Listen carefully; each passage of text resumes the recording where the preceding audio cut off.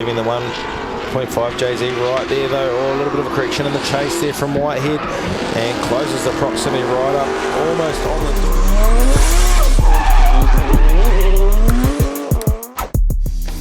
No mai hara mai, good morning to wherever you are around Aotearoa, New Zealand. Welcome to round 4 of Repco D1NZ live from Circuit Chris Amon in Manfeild. It is going to be a spectacular day for one very good reason. The sun is shining, there's a little bit of cloud about, but the weather gods are smiling on us, and they say it's going to be a cracking day, which we are all saying, yeah baby, because that's what we want, because we had to finish the pros yesterday in the rain. But it was a great day too for the pros. Taylor James got the win, and that pushed him up 5 places in the championship standings. Started 11, now sits in 6. Now Pro Sport, which isn't too far away, and we're going to go through the top 32 all the way through to the final. And that final we'll probably see after 2 o'clock live on Sky Sport, KO in Australia, and also motorsport.tv. And Keisuke Nakajima excuse me, is now your #1 position in the Pro Sport in Repco D1NZ. It is going to be a cracking day. Round 4, and they're going a different way. So, speaking of going different ways, Ben Jenkins, sort of semi-retired drifter, joins us now. Hey man, I've just been looking at them practice. We've both been looking. They're going a different lane, a different way, and the initiation spot is a lot shorter.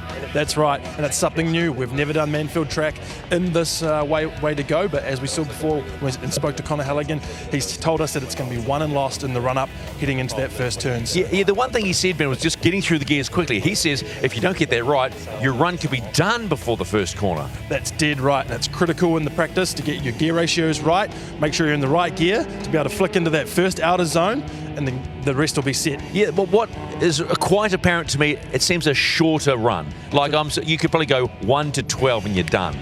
It's a very short run-up that the judges have put out there, but it's going to allow for both cars to be fully under power as they enter the section. How hard is that to get mentally right, that you know you've got to be on it from the get-go? You don't have time to think. You've just got to go with a short run-up like that and get your marks, get that out of zone, and set for the rest of the track. All right, big move for Taylor James yesterday. Not his car, it was in the Mimico car, all right, one of the family. What impressed you about him yesterday? Taylor's looking in a league of his own yesterday from my perspective. He's so set, qualifying P1 and ended up taking the win. Can Daniel Smith go back-to-back?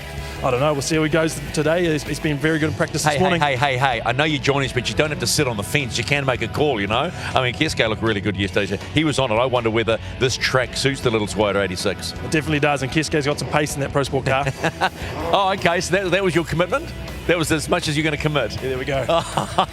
All right, here we go. It is round 4. Repco D1NZ live from Circuit Chris Amon in Manfeild. And it's time to start the top 32 in Pro Sport. Well, good morning, Stephen. Good morning, Ben. And good morning, Tony G. Welcome back to the commentary box. How are you, my friend? Yeah, good, mate. It's good to be back here. It's nice and cold down here at Manfeild this morning. You can see people all rugged up there in the grandstands. And welcome along to all the people that are here live at Circuit Chris Amon here, and braving the weather. Hopefully it gets a little bit warmer throughout the day, and above all else, don't want to mention that wet stuff, but it stays dry. Oh, I think there was enough of that mentioned over the last couple of days. Look, it's a great day to be here at Manfeild Circuit Chris Amon in the mighty Manawatu, as we see the first cars head out onto the track.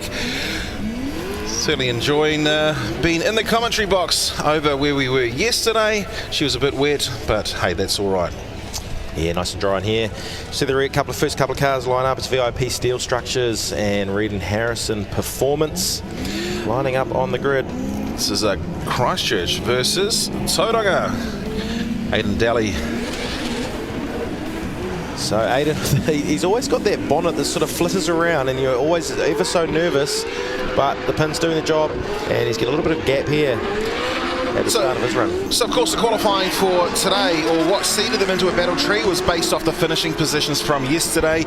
Aidan Daly finishing in 16th, Sam Edinburgh in the VIP Mammoth Commodore. That's of course the ex-Fangadan, the now Sam Edinburgh VIP machine. And we see it's a fast turnaround today. Let's have a look at the replay of the first run. This is the first run of the day, the first time that the D1NZ has seen cars going in a reverse direction. Slight bobble possibly for Aidan Daly as he came through. I don't even know what we're going to call it. It's a series of outer clips, outer zones, and it's all about the outside today. So yeah, just the one correction it looked like from the lead run there was a little bit of lack of proximity from Edinburgh in the chase to start with. No, it's Edinburgh. Edinburgh. We got it wrong last time. We're going to get it right from now until eternity. Perfect. Edinburgh. So yeah, good angle in behind from Edinburgh as he chases through Delhi. And a good smoke show as he goes through to finish off the lead part of that run. So Daniel Smith took the win yesterday in the Pro Sport Championship. The winner of this battle will go through to take on Daniel in the top 24.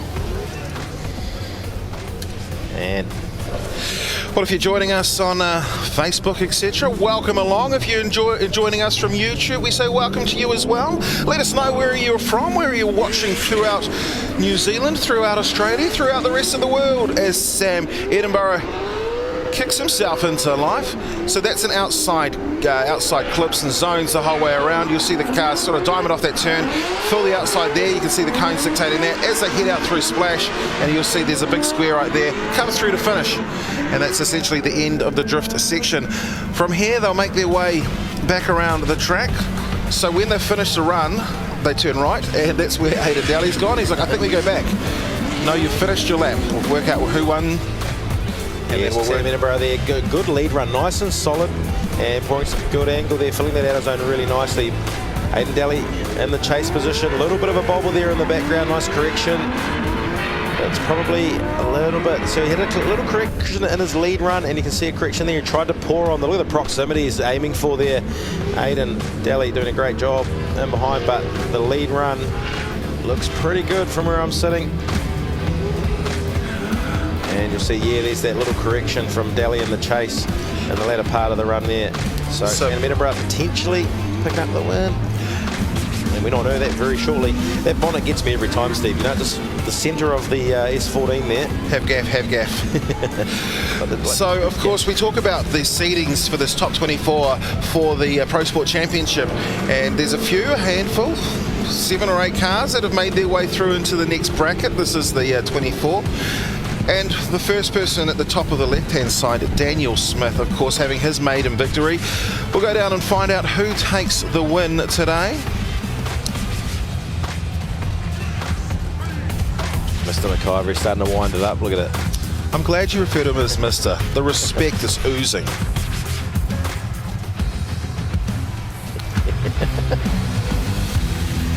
So what sort of, with the moves on form? His moves are always on form. It's like a box of chocolates. You never know what you're going to get. Have a break. Have a Kit Kat. So it will be Sam Edinburgh on the left or Aidan Daly on the right. Just waiting for the judges to finish their deliberations.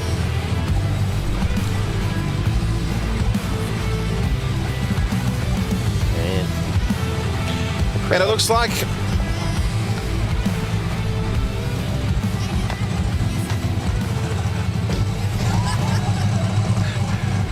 Aidan Daly takes the win. Let's go down to Steve McIver. We'll just keep it nice and short because we've got the guys ready to go again. Just quickly, how hard is that initiation? It's definitely difficult. I did mess it up a little bit, but I was able to pull it back around and keep it going. But it's definitely up there, eh? It's pretty difficult. One more step, keep going. Thanks heaps. So Aidan Daly all the way through, and he will take on yesterday's round winner, Daniel Smith, as the MP5 Cambridge Roddy Knowles in the S13 up against the other S13 of Dean Young. SF tiling on the side, Roddy Knowles leading them out. So Roddy Knowles, there's another driver had issues on Friday, was unable to qualify, so went through to the bottom end of the tree yesterday, qualifying in dead last. So no, that wasn't a straight line at the very, very end. That was the end of the section. As we'll see, these two drivers head back. They'll turn it around. All right, let's have a look at this this battle run here between Roddy Knowles. It was a nice wide initiation then, and what he's done is managed to get himself in that position, like Ben was saying a bit earlier, about filling all those outer zones, and look how wide he gets into these. That looked nice. Bringing out those clipping points really nicely. Roddy Knowles looks all over this track in reverse format, and I think he'd be pretty happy with the lead run there. We'll take a look at it from another angle as well. There's the inner zone, just misses that. So So he needed to drag a little bit further at that point there, though. He carried on with his drift, set himself up nicely and grabbed that outside at that point. And then you'll see this is a really nice switch. Ran over the ripple strips. No, the judges were like, get away from those things. They cost axles. Well, yeah, I mean, obviously we're going backwards to where Manfeild Chris Amon normally goes. So what those ripple strips effectively be doing are their backward steps. So they'll be extremely harsh as Dean Young leads out Rody Knowles for the second half of this battle, throws it into initiation, and much like Rody, had a nice wide line there. And what they did earlier actually was open it up for Dean Young to have real good proximity, which Rody Knowles has not got for that.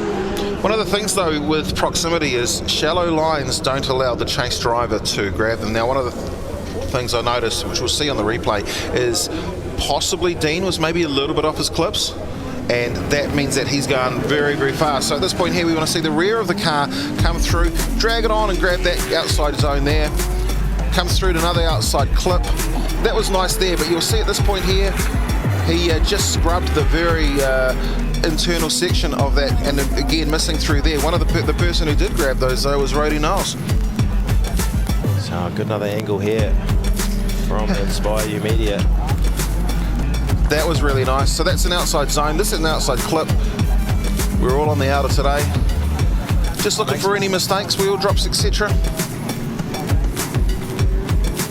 So I think, yeah, I mean, Dean had good proximity. Rody had a better line in his chase. Like you say, Steve, it was a bit shallower from Dean. Be interesting to see which way the judges see that one. Rody Knowles on the left. Dean Young on the right, the SF Tiling S13 against the bright yellow MTF Cambridge Finance.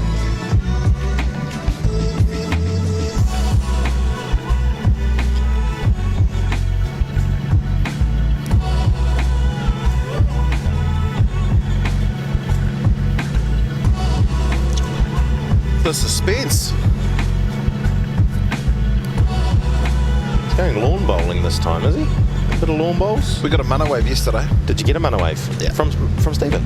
He's incredible. He's perfect. Oh, he knows what the Mana Wave is now. Last time he didn't know what it was, did he? No, he always knew. Mana Waves, he designed them. He came up with them. And it's going to be 1, 2, 3 strikes in the favour of Dean Young. Hell of a first chase, mate. Hell of a first chase. Stoked. I no words.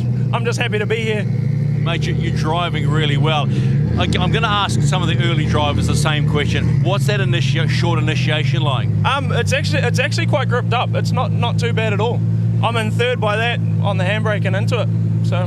All right, reset. You've got many more to come. Hopefully, man. Hopefully. Thank you. Well, back into it, all right, and a new driver for the D1NZ on the left-hand side of the tree. Nathan Williams in the 07 from the mighty Waikato. Well, this is a standard battle that's been done for many a year. It's Canterbury versus Waikato. I just love the orange of that, what is it, a V36? So now, did I read some comments yesterday? Is that the former National Drifting Championship winning car of Cole Armstrong? Aha, I was waiting for you to say that. Because Nathan Williams said that would make him angry if you constantly refer to that, so I let you do it. I literally allowed you to just crawl under that bus and see the colour of his car. What's that colour? Much different. No, just the... it's the Nardo, is it? No, the brighter colour. Oh, the orange? Yeah, it matches his complexion and he's just as angry. DC, Daniel Caldwell in the VIP frames and trusses.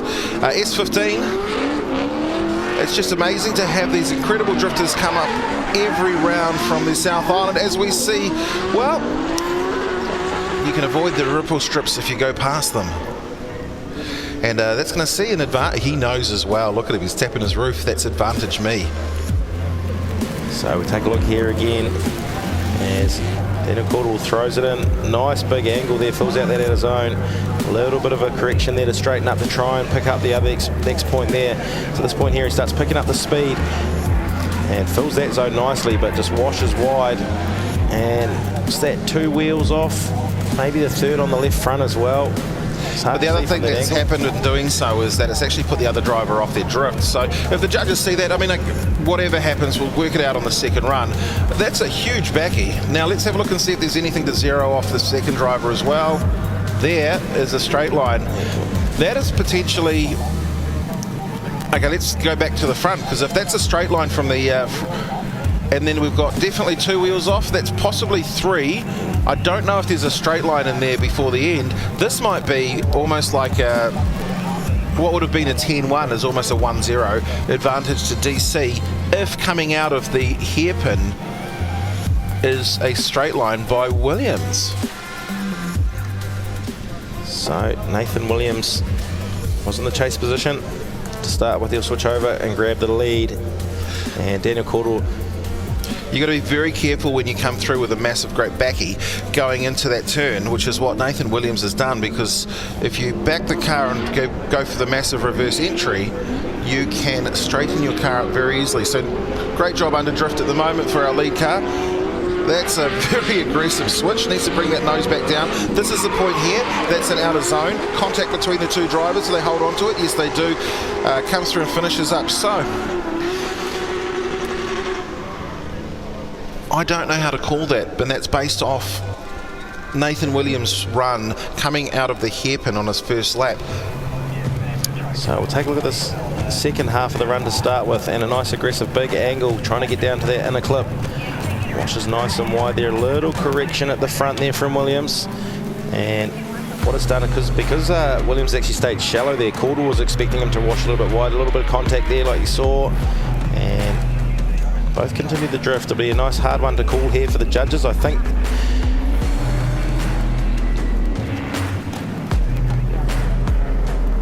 So it's this interesting part here through the second corner there. It's almost like Williams was shallowish. He shallowed up, and Caldwell was expecting him to wash a bit wider before he made the switch to come back to that third outer zone. And they come and grab that last clipping point to finish the run off. So a nice tough one early on for the judges. Up in the tower. Bubble house, Nathan Williams. He's got that car looking good. 07 on the side. And Caldwell, I tell you what, the VIP structures rig out the back's looking amazing too. Isn't it? Isn't it? Oh, he's just hit that for a 6. Well, he's been throwing underarm bowls, so he's just showing us how you can make an underarmer turn into the 6 points we needed to win. All right, which way are they going to go? And based off the win of this one here, it'll determine... Okay, here we go. It's Nathan Williams versus DC Daniel Caldwell. And that's why Daniel Caldwell takes the win. We're going VIP.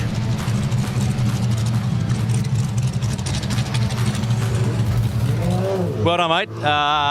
Little nervous about that one? Yeah, mate, got pretty lucky, I think, that one. Good run, though. Yeah, good run. Seems a shorter track, seems a quicker track. How quickly do you have to switch on? You certainly got to switch on pretty quick. Gee, that's a nice looking car inside. Did you vacuum that this morning? Sure did, mate. Get out of here. All right, Tony G. So one of the things that we looked at was, and it was clear to see from the overhead drone shot, there was a potential straight line. Now, if Nathan Williams had have won, that's because the straight line didn't happen, and of course because DC did win, that was because the judges did look at the first run from the chase position. I mean, which is what I would deem to be the reason they've gone for the result they have. Yeah, I mean, credit was due. Massive pickup there, Steve. I just, I saw the drift. It sort of came out of drift, like you said. It was a straight line rolling burnout as such. There's still plenty of smoke coming off. Anyway, moving to the next battle, Jason Wu against Matt Kitto. This is the last battle on the left-hand side of the tree. Top 32, Jason Wu leads out in that BMW, nice looking silver, and he's doing ever so better every round we do. Matt Kitto in the chase. Nice and aggressive in the switchback there as well. And comes through Jason Wu. Nice clean lead around Matt Kitto. Not too far behind there in the chase as well. Yeah, that is a stunning looking car. It's a D-Spec Racing Drift Academy E92 Eurofighter. LS under the bonnet. Jason Wu really piloting that car well. It's his first time he's hit the track this weekend. Jumped in behind the wheel probably the first time on a racetrack essentially. I know he does a lot of drifting up at Meremere, up just south of Auckland. So let's have a look. Definitely grabbed that outside zone to finish. just comes through, bit of a drag to start, gets up on the loud pedal, and you see that car really starting to build up. Hits the outside zone. Looks like he's grabbed that outside clip, and then again sets the car up to transition, fills that zone beautifully as well. And then it's down on the loud pedal, probably maybe half a metre off at that point there, but it's good, a solid run. Yeah, nice and smooth up front from Jason Wu. And Kito looked like he was just trying to be real aggressive on the chase.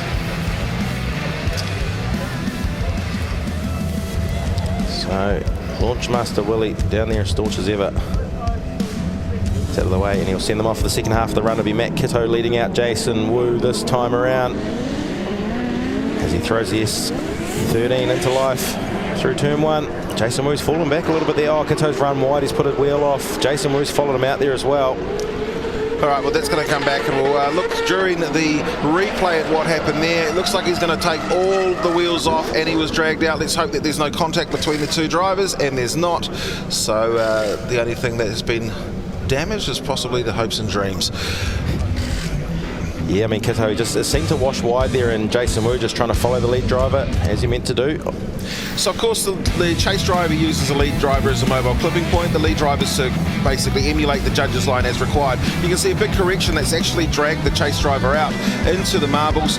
At this point there, they regather, but what happens now is that the lead driver goes all 4 wheels off, zeroing his own run and taking the chase car with him. Therefore, that would potentially be deemed in the old talk a 10-0 advantage to the chase car. Let's have a look from above.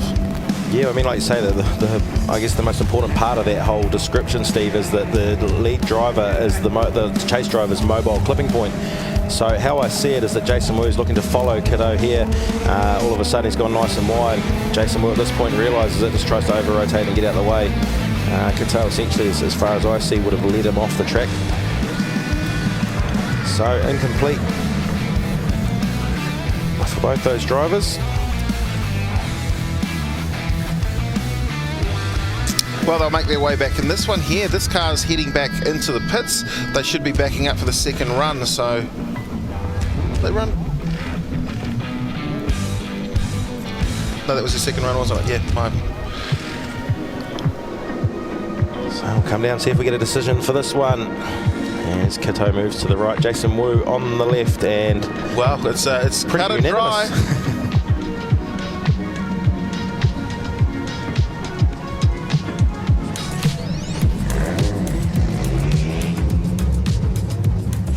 You said to us yesterday you were learning this car. Well, you did pretty good in 24 hours thinking about it. Well done. Yeah, the car, we just do some gear ratio change, and the car feels much better now. Lucky we avoid the crash, so yeah. What happened in that chase? I think he went too fast. Yeah. but we have to fully commit it, so that's a good thing. Yeah, it felt like you were just, I'll follow him anyway. I feel good about my lead. But that's very good. Yeah, good job. Eurofighter looks good, man. Driver's doing all right too, huh? Yeah, do my best for the next battle. Yeah. Oh, mate, you're doing fine. Go get it. Yep. Okay, thank you, guys. Have a good. There's a very happy Jason Wu, and I mean, we said it every round. Every time we see Jason Wu, he just gets better and better. He's got into that car. Look to see him advance even more and more. Is there any hints? Have you spoken to the team? Do we look at seeing them coming through to the pro? Maybe? I think it's a stepping stone thing for Jason Wu. I know he's probably has more to prove himself in the pro sport ranks. I'm sure Sky would love to see him eventually. But here's our next battle at hand. It's two cars going off. So move over to the right-hand side of the tree, top 32. Ryan Parry leading out Daniel Krinkle here in the JD Roofing Sora, and you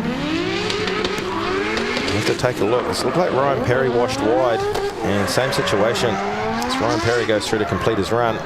Lots of support for Jason Wu out in the chat there. I'm just monitoring what's going on in the land of Facebook. And who let Warren join the chat? Hello to Warren Sear.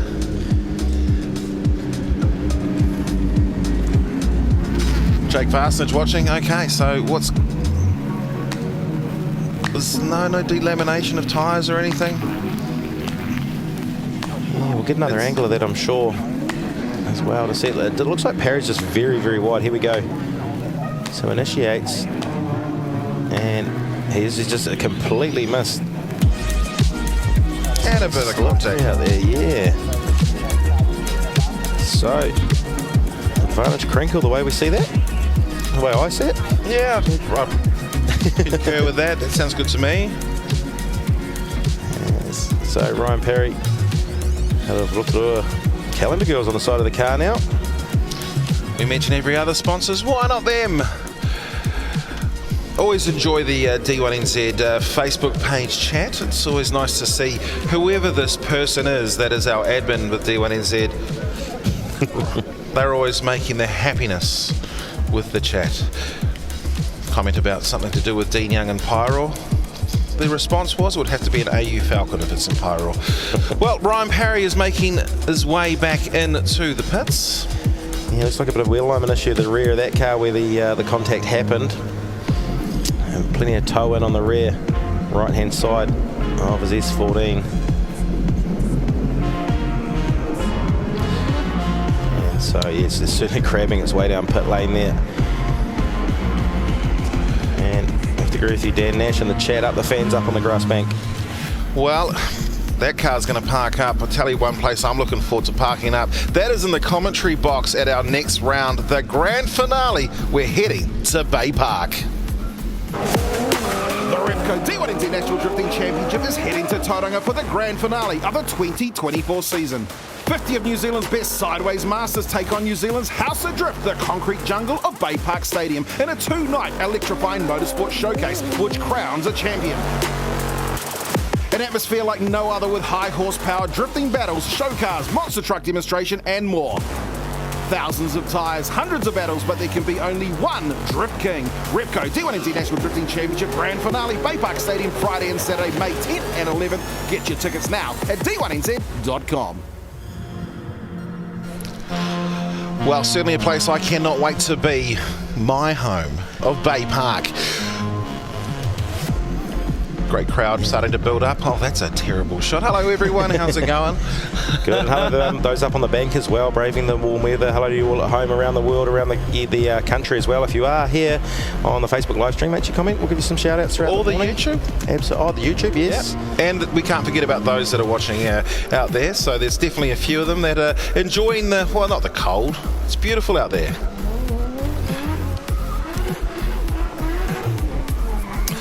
So well, pedal scrubbing in. Yeah, they're in the Napa burnout box, getting ready to slip the grip.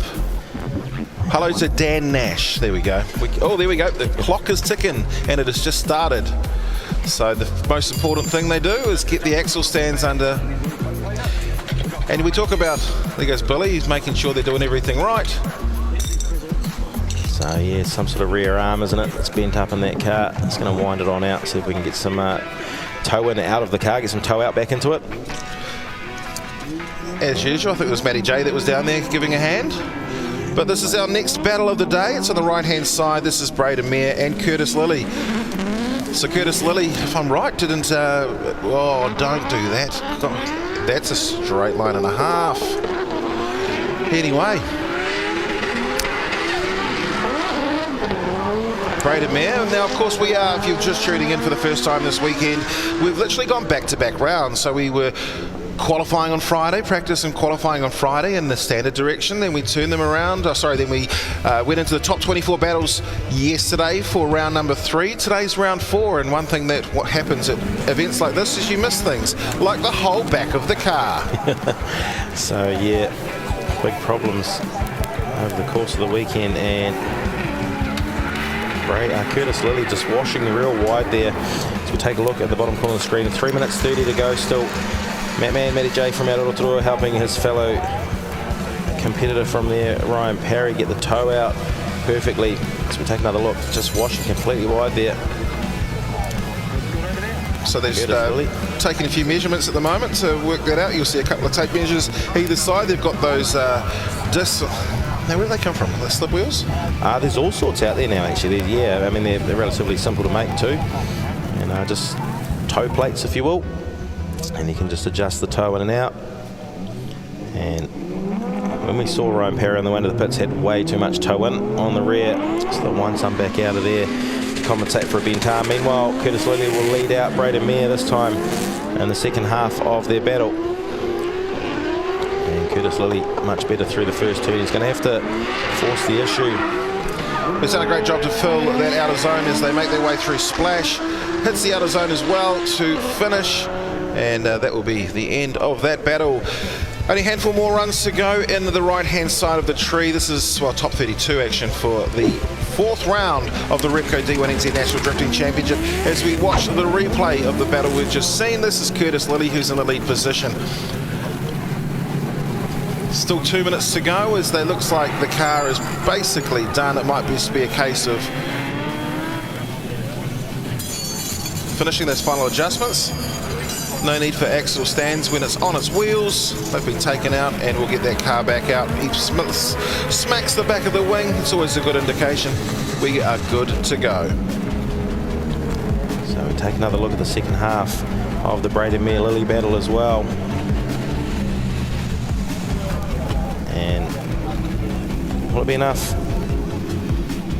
for Braden Mere to hang on to that pretty second-hand looking drift car at the moment? Welcome, who have we got? Douglas, watching from, where did I say that? From Coffs Coast in Australia. Welcome along.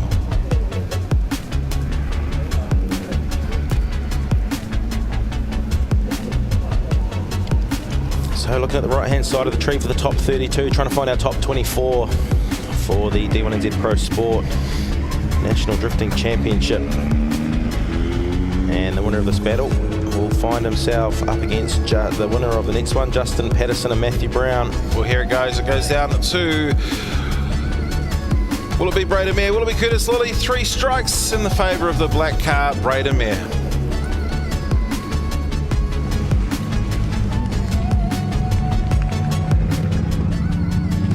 So the car that you wanted a month's back doing the job, looks like a Toyota 86, I'm sorry, mate, but how are you finding that short run now? It's good. Yeah. No, I'm happy. Yeah. Chase was a little off, caught out at the start. Yeah. Oh, I actually missed third gear. Yeah, missed third gear, and yeah, nearly paid, but nah, happy to get the win. Good man, keep going. Yeah, I'll try to. Yep. Of course you will. To think that's the young man that said yesterday, car's munted, so I was just munting, and he just kept on going. Curtis, okay, face says it all. Engine issues? No, nothing. So just want to say a massive thanks and shout out to my crew and my sponsors, Hayden from Drift Direct and Boomer from MBT. The boys have been running on 39 hours with no sleep to get us a motor swapped over and be back down here competing. So, you know, I'm just super grateful for the crew that I've got around me and the sponsors that are involved to help us. And a little disappointed I lost a bit of traction and I slid in that chase run, but hey, he drove good, and I felt like I laid it down on the lead, on my lead. So, just super grateful to be here, and for the guys to have done what they've done. And we're still working on the car in between practice, you know. So, just massive thank you to Hayden and Boomer from MBT. You know, it's a massive ask to do what we did, and I'm super grateful. Well done, mate. The passion for the sport and your team, it's all there. Thanks, guys. Appreciate it. Yeah, there it is, the big, I mean, yeah, so it doesn't get recognised enough, the amount of work that goes into these cars. Behind the scenes, as we move to the second half of the Ryan Parry, Daniel Krinkle battle, I would say potentially a 10-0 advantage to Krinkle. He's in the lead now, and Ryan Parry trying to put the pressure on from the very get-go there with massive proximity to start with. He's right there on the initiation. Krinkle now just laying down a good lead run. Look at the angle he's pouring on. And he's actually, he's straight lined himself there. So, has Ryan Parry managed well? I guess he's the chaser, isn't he? So that's right. Out of that. So we'll have a look and see what happened there, because we've seen it a little bit over the last couple of days with cars shutting down, and of course moisture has not been kind to the D1NZ Pro and Pro Sport fields. So everything kind of looks all right. Gets through, he starts hitting his outside clip, outside zone, grabs that clip there before he brings the car down. Now as we start entering into Splash, want to see what happens there, because he gets through and then it was a handbrake drag. Yeah, it almost looks like he switched too early before the next outer clip, and then just tried to compensate for that. So yeah, fills that box nicely. That was the start. Oh, actually, Ryan Parry, the big straight line in behind there. So yeah, but the thing is that if you've gone through and you've essentially zeroed out, it's not the chase drivers. You're saying there? No, so prior to, yeah. 0-0? We get one more look. So again, we'll be able to work out what the judges think based off their scores. So at the moment, we'd say that the first one was a 10-0, and this one here is potentially a 0-0. Yeah. Which would, in theory, put Daniel Krinkle through. But welcome everyone to there it is. Our YouTube stream as well. Daniel Krinkle takes the win.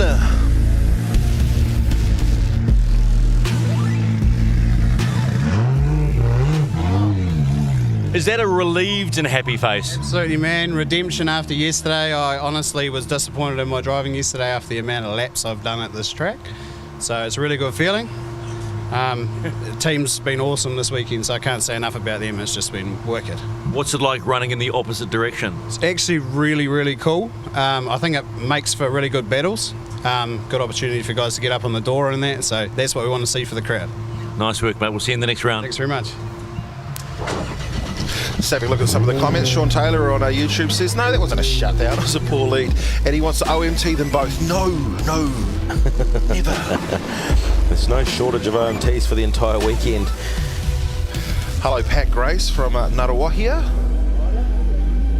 Daily James tuning in from Australia on Facebook. GK Drift on YouTube. Good morning, everyone. Good morning. I love in YouTube, of course, you have your own names. It doesn't necessarily have to be like Steve Daniel and Tony G. You can have Twisted Dead Body Man. Sup, everyone. All right, well, here's our next battle. So we have Justin Patterson up against Matthew Brown. Justin Patterson in the black MTF Finance Cambridge S13, and Matthew Brown chasing him behind. And big aggressive angle. Good lead run here from Patterson. Oh, in the chase position. Matthew Brown's got him all out of shape, and in turn he's forced the mistake on himself and over-rotated through the centre part. Justin Patterson goes through to complete the run. So look like, take another look here. Good initiation from Patterson up front, and Matthew Brown was looking really good there in a good position. I think he switched early here. So he switched early and got big angle. It's scrubbed off speed, and it's put him in a poor position to pick up that out of zone on the way in a clip of the splash. And Patterson completes the run. We'll see a 10-0 advantage go Justin Patterson's way, I'm sure, for this one here. Of course, in commentary, when you talk about 10-0 advantage, it's basically the old speech of drifting. As we, okay, there's a wheel off, two wheels off, and then over rotation fully. So, yep. Yeah, actually, yeah. I mean, they need to make clear that the old terminology of the way that it was judged, essentially, wasn't it? That's correct. So it's not necessarily like that anymore, but it's just easy to keep people of that understanding.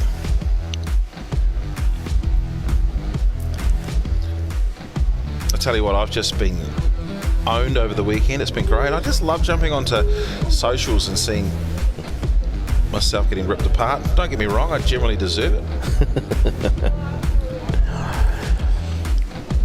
So a beautiful day in the lower North Island, the North Island of New Zealand. So we look to go to the second half of the battle between Matthew Brown and Justin Patterson. Just a reminder, Matthew Brown finished down in 23rd yesterday, Justin Patterson in 10th. So Matthew Brown will lead up the second half of the battle. Has a bit of work to do here if he wants to beat Justin Patterson. Justin, keeping the proximity, can be fairly reserved. Oh, there's a wheel off there, little dirt turbo from Matthew Brown. Oh, Justin Patterson now's got it all wrong. He's kept two on the grass. Is he going to keep drift? I don't think so. So Justin Patterson putting a bit of pressure on himself, maybe.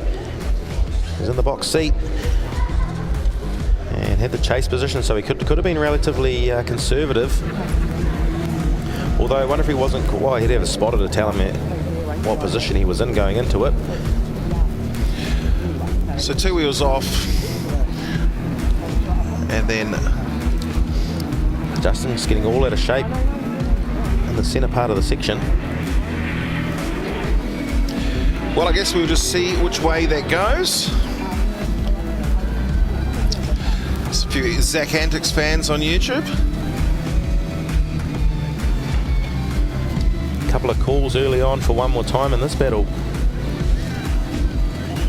from the social media fans.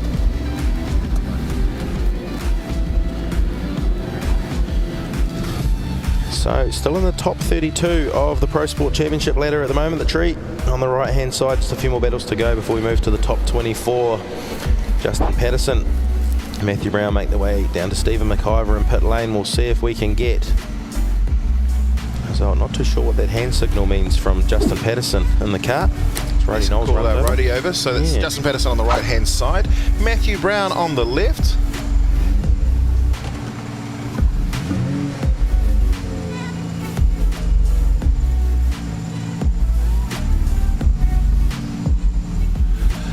Jake Varston just moved to watching it YouTube. He says definitely an OMT, that guy. Boost Army Motorsports supporting Zach. Here we go. Justin Patterson, Matthew Brown. Which way are we going? We are going OMT. One more time. I love that for you.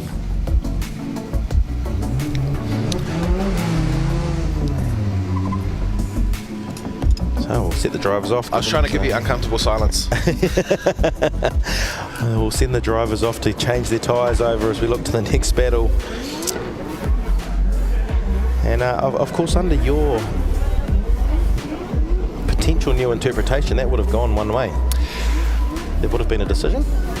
Yeah, look, it's I've made no thing that there's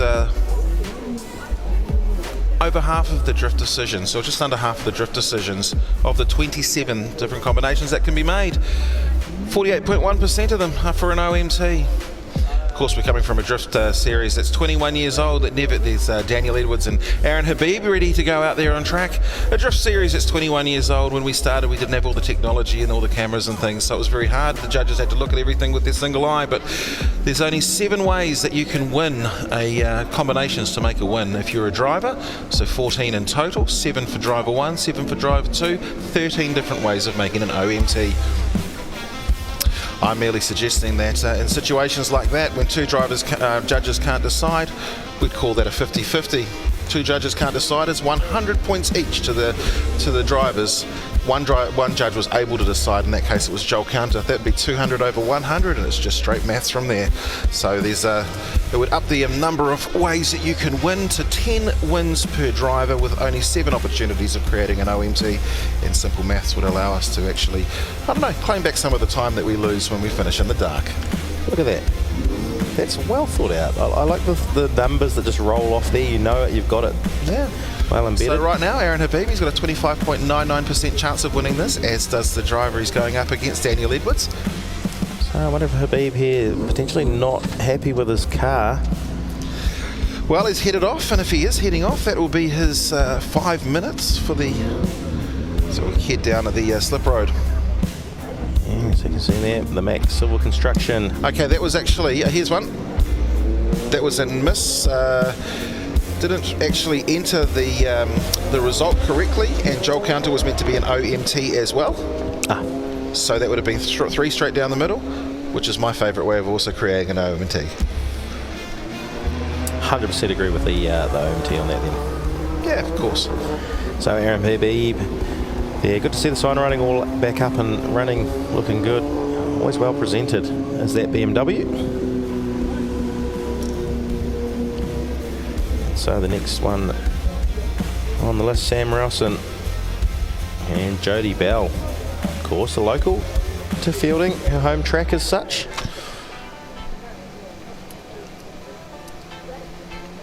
Did they make her qualify first? I think they gave her top points because she's done so many laps that it wasn't no point in the boys going up against Jodie. All right, let's find out what's going on down in the pits with Stephen McIver. Well, there is a lot going on, and I'm going to throw to Ben in the pits. We'll call him Ben in the pits because he knows a lot more of what's going on with this car. Ben? Rightio, so just getting a little update from Brody Knowles, teammate of Justin Patterson.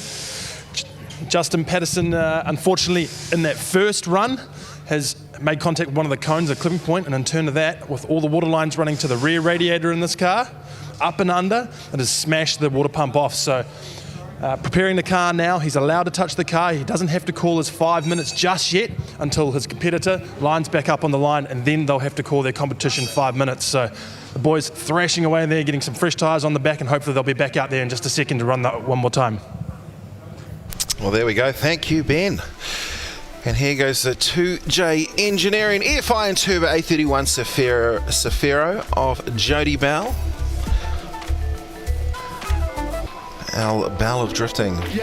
Sam Rawson, the greatest moustache in the D1NZ Pro Sport Championship.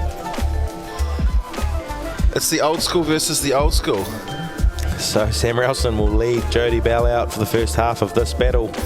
And the final one of the top 32, as far as the tree's concerned, we've still got another one to go. And there it is, there's that moustache. Well, they kick themselves into life and start heading up towards. Jody's just going for a slightly different approach. As Jody's still on the track, she's right up on under there. I'm just going to give her all the style points in the world. But Sam, moving his way through the section. So it comes through to complete, and Jody, probably a chance to check out some of those steering components after a heavy off there. We'll take a look. It's got initiation there. She started with good proximity as well. And just over, but too much angle there. Got out of shape in behind Rowson. And then just lost herself towards the outer zone and onto the ripple strips and the dirt. So Sam going through to complete the run. And I mean, when we talk about home track advantage, you know, there's certain tracks that guys and girls spend a lot of time with. Jody spends a lot of time here drifting at Manfeild on the different play days and whatnot, drift days. But this circuit itself, this setup itself, or the layout, is something that I'm sure Jody, the first ever time it's been used. Yeah, it hasn't been used a lot, certainly not in competition drifting. First time I think that D1NZ's ever run this layout. They do go backwards. They go WD, wrong direction on this track from time to time.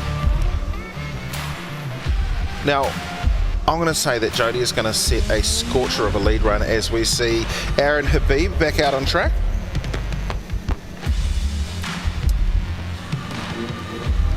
So Max Civil on the side of that one for Aaron, and Horizon Tires on the side of Daniel Edwards. We'll see that battle very shortly.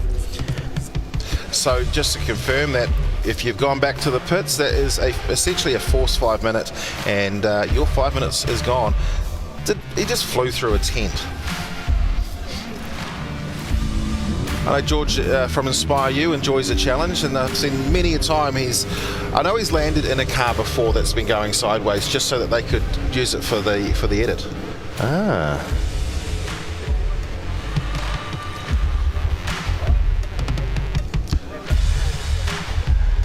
So, just waiting for the AOK to get going again for Sam Rowson to lead out Jody Bell. So Jody should be disappointed in herself, I'm sure. She would have had pretty high expectations. Call the unofficial drift queen of Manfeild. Is there anyone else that would challenge her for that position? Anyway, her turn to lead out Sam Rowson. They go away and initiate into the first corner. And Rowson's actually fallen behind here. Told you she's going to gap him and she's going to put a scorcher down. So Jody Bell, strong lead so far. And bang bang there, the clipping point. Well, she grabbed that one. That was how you grabbed that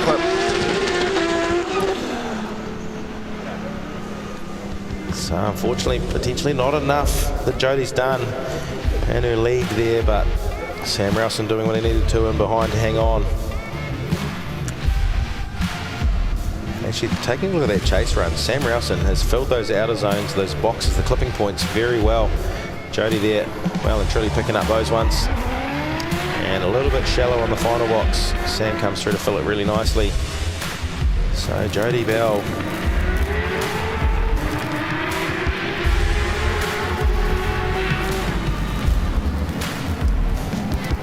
Extremely good line from Sam Rowson actually. If you dissect it up a little bit and take a proper look at every box that he's hit here, just filled each clipping point box very well. Right, well there, a shout out to 2JJZ. What a wonderful name you've got. We're going to call it CJ Bass or CJ Bass. Absolutely owning me. Well done. I think you deserve some love as well.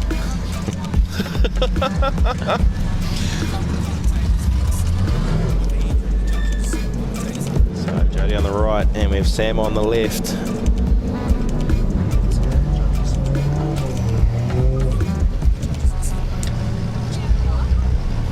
to send them one more time.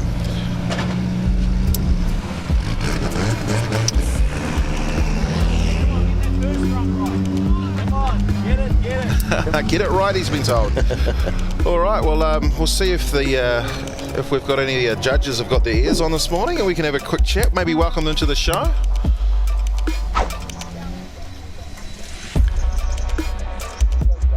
Yeah, I got you. Oh, my apologies. Hello, how are you, Andrew Edward? G'day, how you doing? I'm doing really, really well. It's great to be here. How are you enjoying the challenge of the wrong direction? It's actually really surprised us, I think. We thought there would be some issues coming out of that hairpin, which there are a few, but it's really quite a cool looking section, and it looks like the drivers are having fun. That last battle there with Jody, I felt that Sam just didn't fulfill his role as a chase driver, and I inactive him in the chase position. Wow. And after the calls came through, Joel said he did the same. Jay's T didn't inactive him, and then the first run was 10-0, so obviously he put Sam through. Yeah, I put a lot of emphasis on that. If you're at a 10-0 disadvantage, you still have to go out there and drift and try and chase people. You can't just sit 10 car lengths back and get through. Well, it's part of drifting, isn't it? So you've got to make sure. So backing off is not the way to go. You want to see... No, you still have to be out there drifting. There's no risk. There's no point being here. Well, thank you very much. Certainly enjoy the opportunity to talk to you guys during the day. You're doing a great job, as you always do, and we'll let you guys get back into your amazing roles. Of course, those are our three judges, of course, led by Andrew Redwood and Joel Counter to his right, and to JT Wharedo, the very first ever DK of the D1NZ. Yeah, I mean, there's certainly plenty of experience up there, and the eyes have been on drifting a lot. Good on them for what they've done, like in that decision. I mean, it kind of makes sense. He's like... Yeah, absolutely. And it's great that we can cross to them and talk to them about these decisions. And, I mean... Take the Luke Fink approach. Oh, I'm at a 10-0 advantage. Well, I'm going to put it on your door anyway. It's going to make you a better drifter. All right, back to the action. Daniel Edwards up against Aaron Habib. Daniel Edwards leading out in the Erosion Tires, 180. And Aaron Habib, all little correction in behind there at the moment for him. And... what was that? We'll have to take a look from the top, I think, to see whether that was a straight line from Habib in the chase. Well, he comes through to finish. They grab that outside. You see the white box on the side of the track, on the left-hand side of the track, and we want to see the rear tyres come through and basically graze that. So they'll come through, head back onto the straight again as we look at what happened here. So a nice start by both of these drivers, heading up and filling that zone. As they start making their way up to that clip, that's where the correction is from Aaron Habib in the chase. He comes through in a couple of those orange cones, head in a fun direction. Yeah, Aaron won't be happy with that chase. We take a look at it from the top now, thanks to George at Inspire You. And it was almost a reinitiation in the centre part as well, so it was a good start.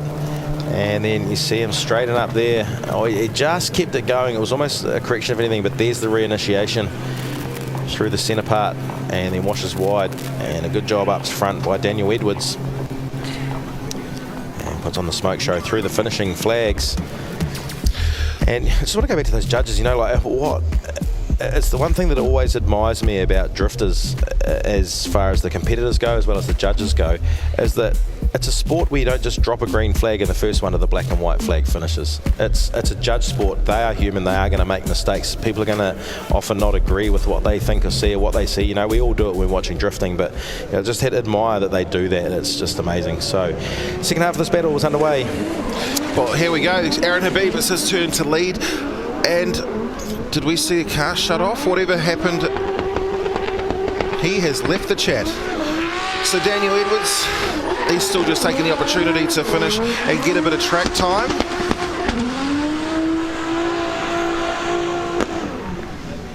Yeah, a bit of bodywork loose on the left-hand side of Edwards' car. I don't think there was no contact back there, was there? He stopped out there on track as Aaron Habib, so I know we saw a little bit of shutdowns and things. Case Bull and Barry had issues, so he's no contact, and very lucky not to. Actually, Aaron Habib realised that the contact was about to potentially happen, so he drove forward and took their quick escape route, a little escape road there. Maybe a line tow required, which we'll see. See them slow it down.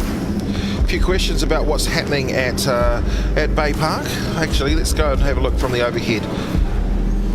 So there's absolutely no drive in that car at that point.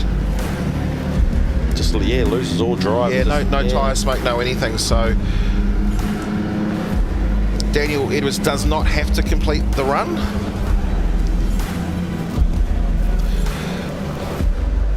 So a stranded Aaron Habib BMW out there, and a little bit more than a line tow by the looks. Straight onto the trailer. And well, I mean, we're well, as the crowd starts to build, of course the pit lane does the same thing, and it'll be interesting to see what's happening down in the pits. I think we've got Ben Jenkins ready to find out what's going on. Right, we're down here with Justin Patterson. They have forced the 5-minute rule upon him. He has Matthew Brown sitting out on the line ready to go. So unfortunately, he has to take his 5-minute call. The boys are nearly done. A lot of people getting underneath the car. Fix that water pump. Russell Veer's in there, making sure everything's all tidy up. They're about to give it a quick bleed up, and he should make that out on the line within his 5 minutes.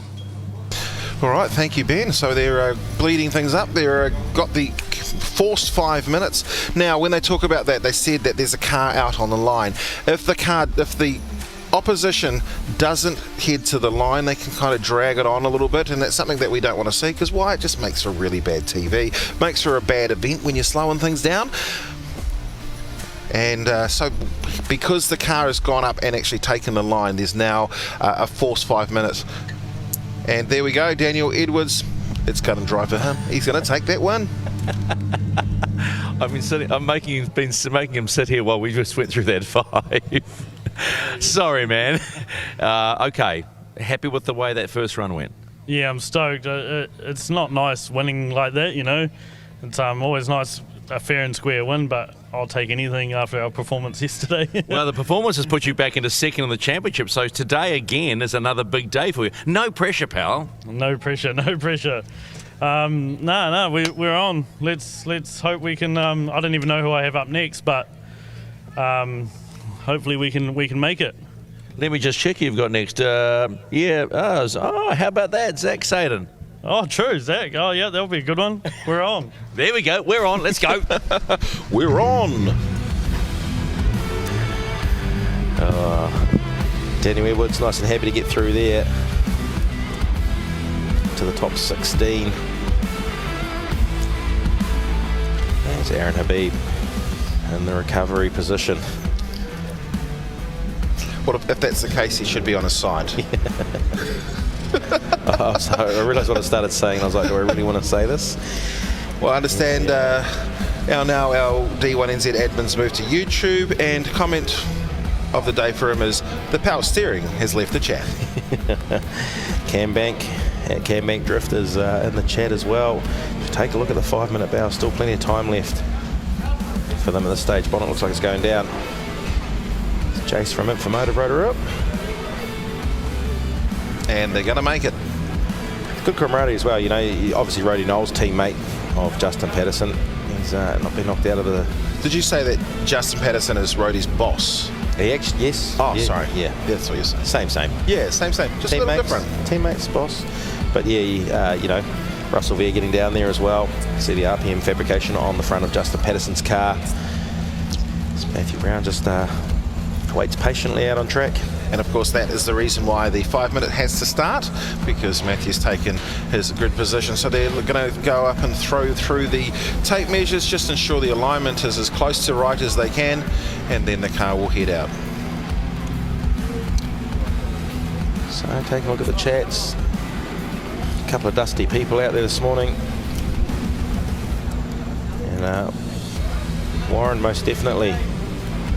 Palmerston, well, not so much in Palmy. Manawatu does look different without those goggles on.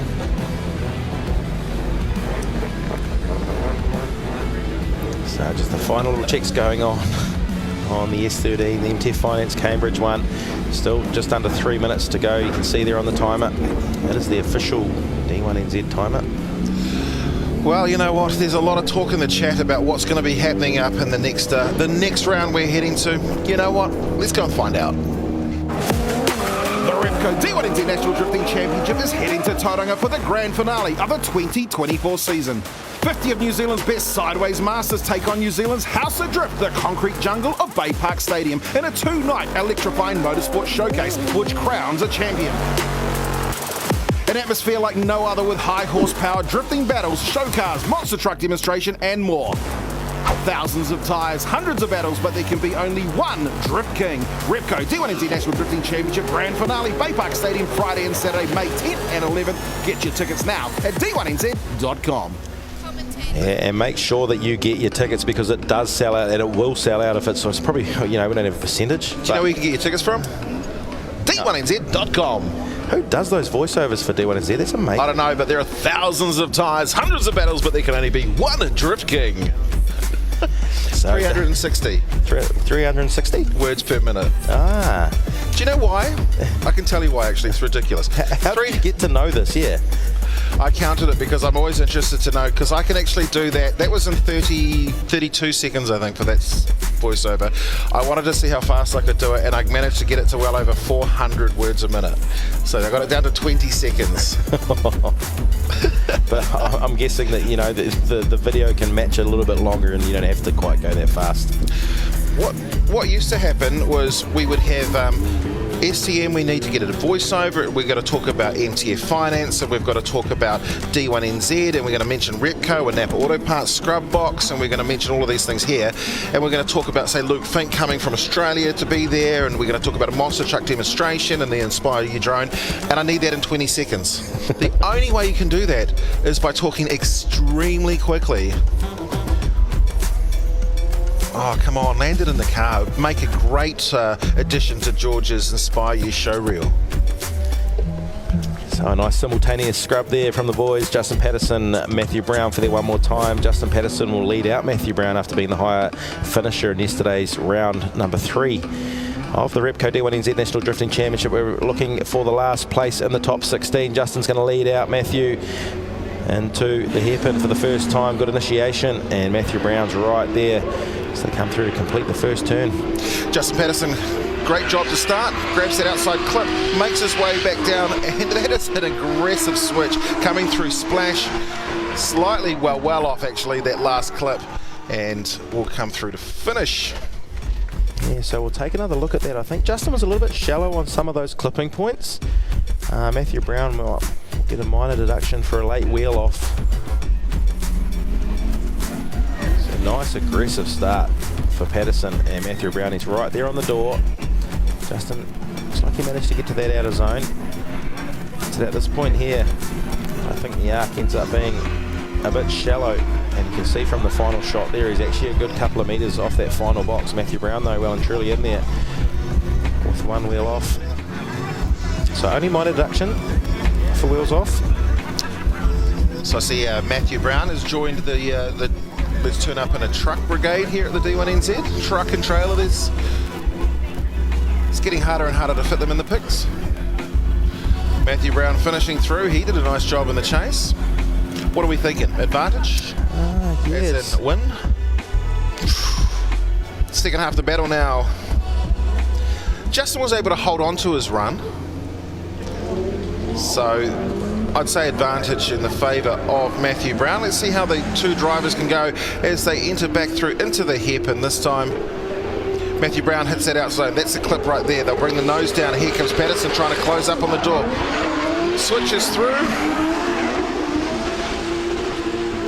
Yeah, pretty clean second half of the battle there as well. Justin, he shallowed up a little bit to try and gain proximity. So I wonder if he'll get marked down slightly for that one there. I'll take another look from the start to finish. And it was a good lead run for Justin to chase. So filled those zones nicely. That's where he shallowed right up. He gained the proximity that he wanted to get. And a little bit early on the switch as well, I think, for Justin there. Follows through for a good finish. So if you want me to answer the question, I guess maybe Matthew Brown. Won't be by much. Just looking at some of the comments from the chat on Facebook. How about STM and Tony G drift battle at Bay Park? I think that would have to get into stock cars given it's against the concrete wall, so that if we do crash, it doesn't matter as much. Well, I was thinking of going that it's straight line is not good in drifting, but a straight line is really, really good in speedway. Both of us have raced stock cars in the past. At one stage, I think you had scored enough points to D1NZ. Let's not go there. And I'd like to straight line you and wind you off the end of Bay Park. I'm happy with that. Let's go. Okay, there we go. How much have you been drifting before? Oh, you driven? No, not since the old days when we're not allowed to talk about these things because it was on the roads. Here we go. We've had a result come through, and Matthew Brown will take the win.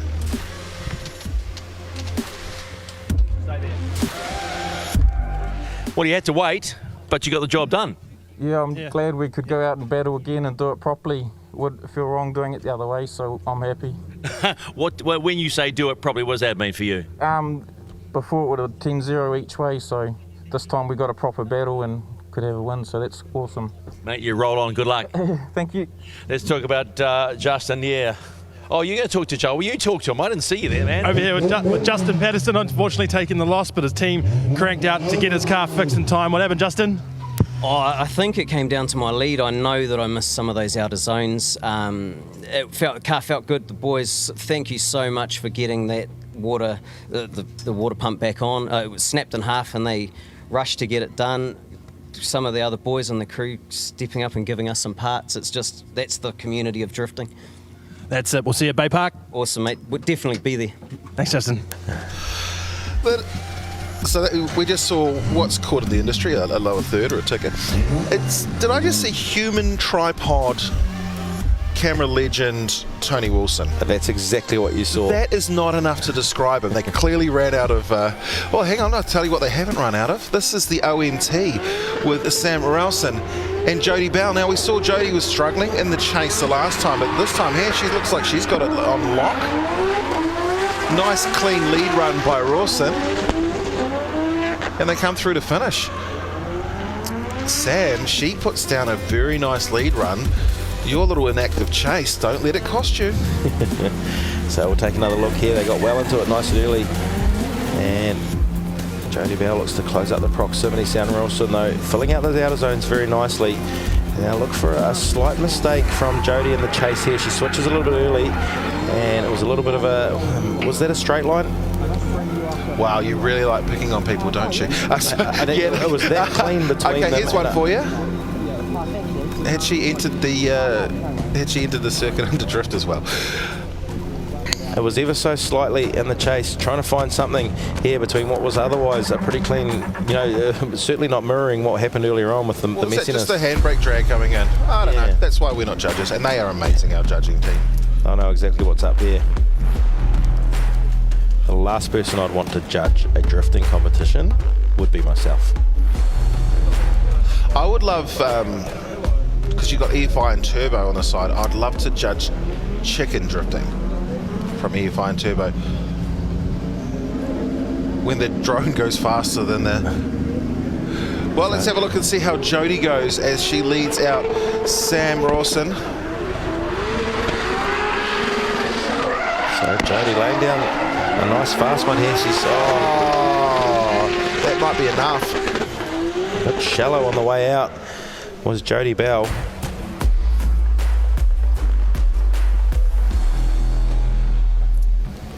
So we'll take another look at that there. So she was a little bit off there in her zone. Sam Morelson trying to keep up, and she was carrying some good pace through the section was Jodie Bell. And nice aggressive switch as well there, but just straightened herself up a little bit, kept it in the drift, but very shallow to that last outer point. We're trying to encourage her to maybe head from home and head up north to Bay Park for the grand finale as well. 2J Engineering, EFI and Turbo on the side of Jodie Bell's car. And that's when we see, did she lose drift? I think the disadvantages or the corrections that potentially occurred should, in theory, be enough for Sam to maybe take the win. As Jodie heads down, the judges deliberating. And which way is it going to go? We can see the lights flashing, and with 61 on the door, Sam Rawson will take the win.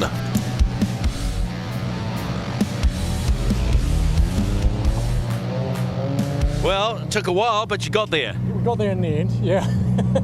That was good chase from Jodie. That was awesome, yeah. Yeah, probably she'd be happy with it, actually, because she struggled with it a little bit, the chase. Yeah. Oh, okay, I didn't see that, but she was on the door, so good on her, eh? How you find the reverse track? Much better than yesterday. Well, only because it's dry, huh? Yeah, true. All right, well done, mate. Get to you in the next round.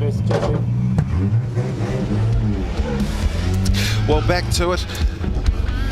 I'm a great fan of the Lorels and things. What's your favourite drift car? My favourite drift car? You know my new favourite drift car? What's that? Renee Richmond's RX-7.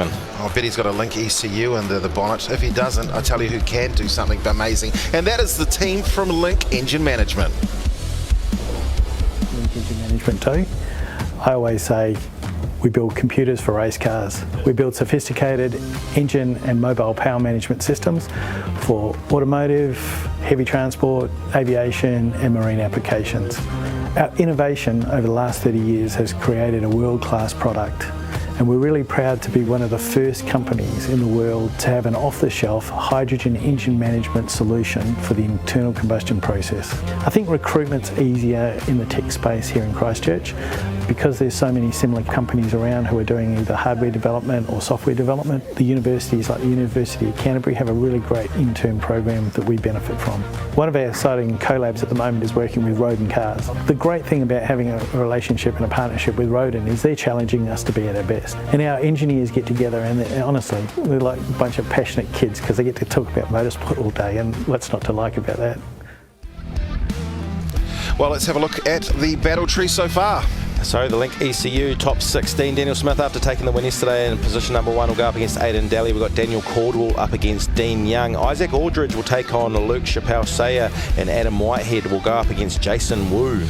In the bottom side of the tree, we've got Keisuke Nagashima going up against Daniel Krinkle, with Braden Mayer going up against Matthew Brown. Zach Zayden will face Daniel Edwards, and Matty J, well, whoever was the winner of the OMT is what I've got on there. So this is for a spot now in the Mimico top 8, and Sam Rowson, yes, is the winner of that one. We'll be facing Matty J.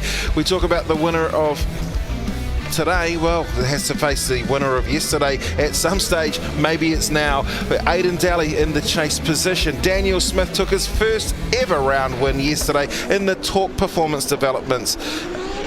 Ooh, almost thought that he'd maybe had some contact. It wasn't. Slight correction for Daniel Smith, but he'd make his way back up, grab that outside zone and make his way through Splash.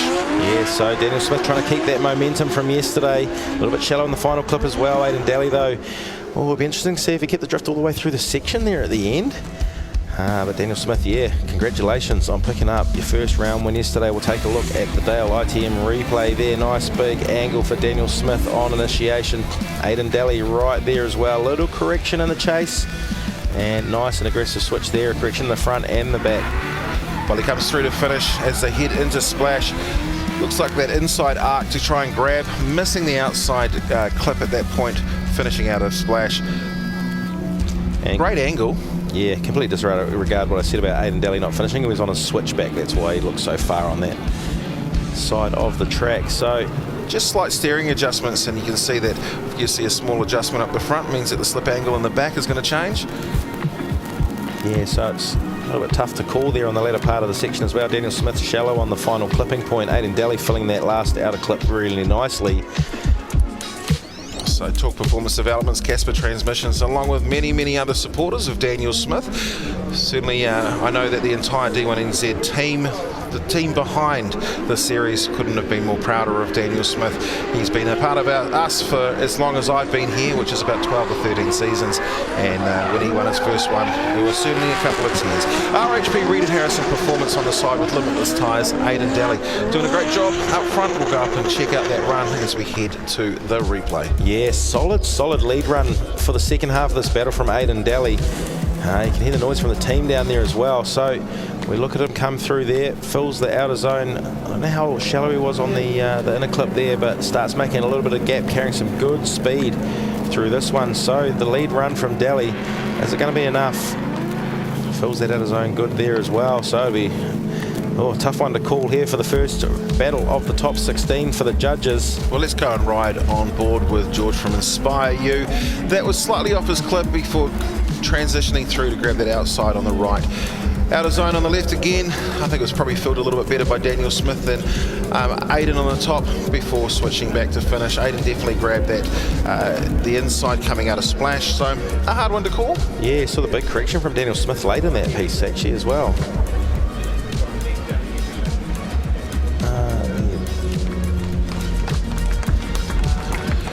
Well, I know great support for both of these drivers as we go through. It looks like the judges have made a decision. Which way will it strike? And it will be 1-2 strikes in favour of Aiden Daly.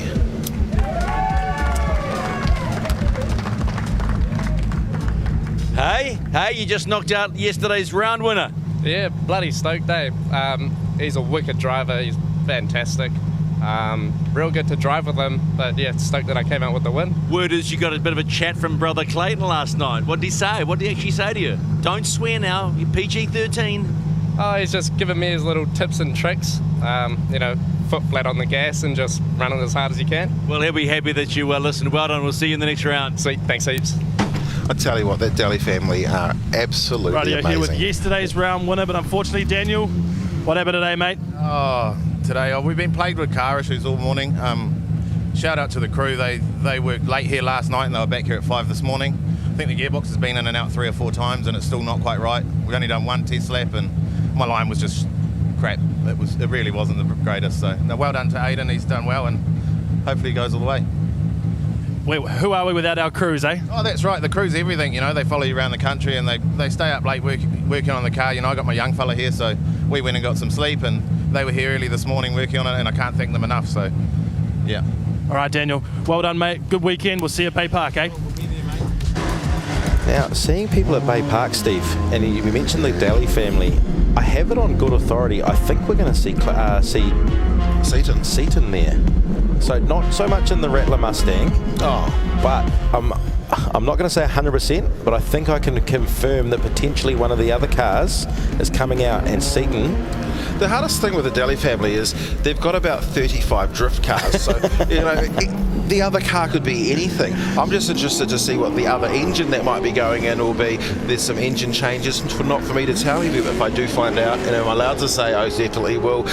Daniel Caldwell in the VIP, frames and trusses out of Christchurch, leads out Dean Young in the SF Tiling 1.5 JZ powered Nissan S13. Strong run by Caldwell.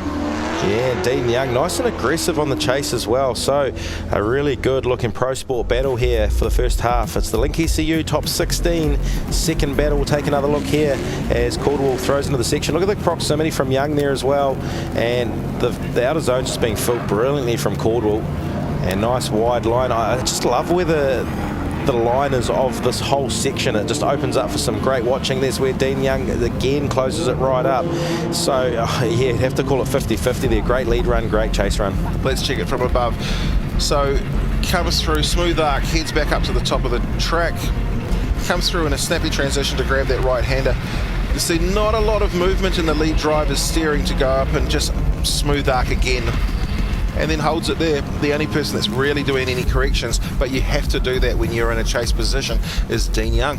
Yeah, it's just a lot of trust in that driver in front of you too. You're just waiting for any sort of movement from that car, and Dean Young just trying to keep it nice and tight. But yeah, just ever so. I mean, Dean Young, last time he was here, had a big accident as well, didn't he? Had a lot of damage into the side of Ingram's car. Oh, is that so when he tried to ride off NDT? Does that come back since with Brian owning it? No. They fixed it and sold it. All right, let's have a look and see how Dean Young goes from the lead position. SF Tiling on the door. Caldwell kind of looks like he's washed out a little bit wide. He's managed to drop back a few car lengths. Yeah, I mean the proximity, a bit of a grass drag there at the end for Caldwell, well after the section of course. So Dean Young, a big smoke show actually from the SF Tiling S13 up front. Let's take another look at it as he initiates, and Caldwell's right there to start with, and it was about here that Dean put the hammer down and the smoke just filled it up. Cordwell starts falling back and we almost start getting lost in the smoke at this point. He did keep the drift in behind though. It was just the proximity over anything that Dean Young's probably got over Cordwell.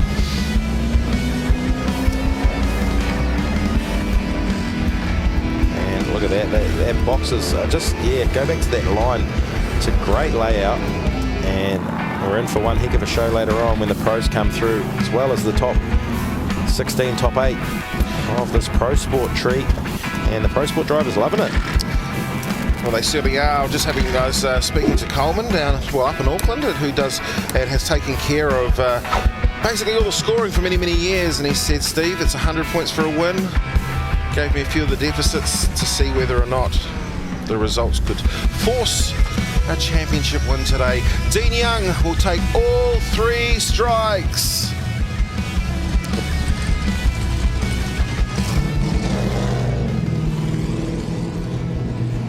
Gotta say, that lead allowed you a very good chase in that first run. He had a good lead, huh? He did, yeah. No, it was awesome. Good lead always provides a opportunity for a good chase, man. Yeah, but does it put the pressure on you with the lead in the second run? It does.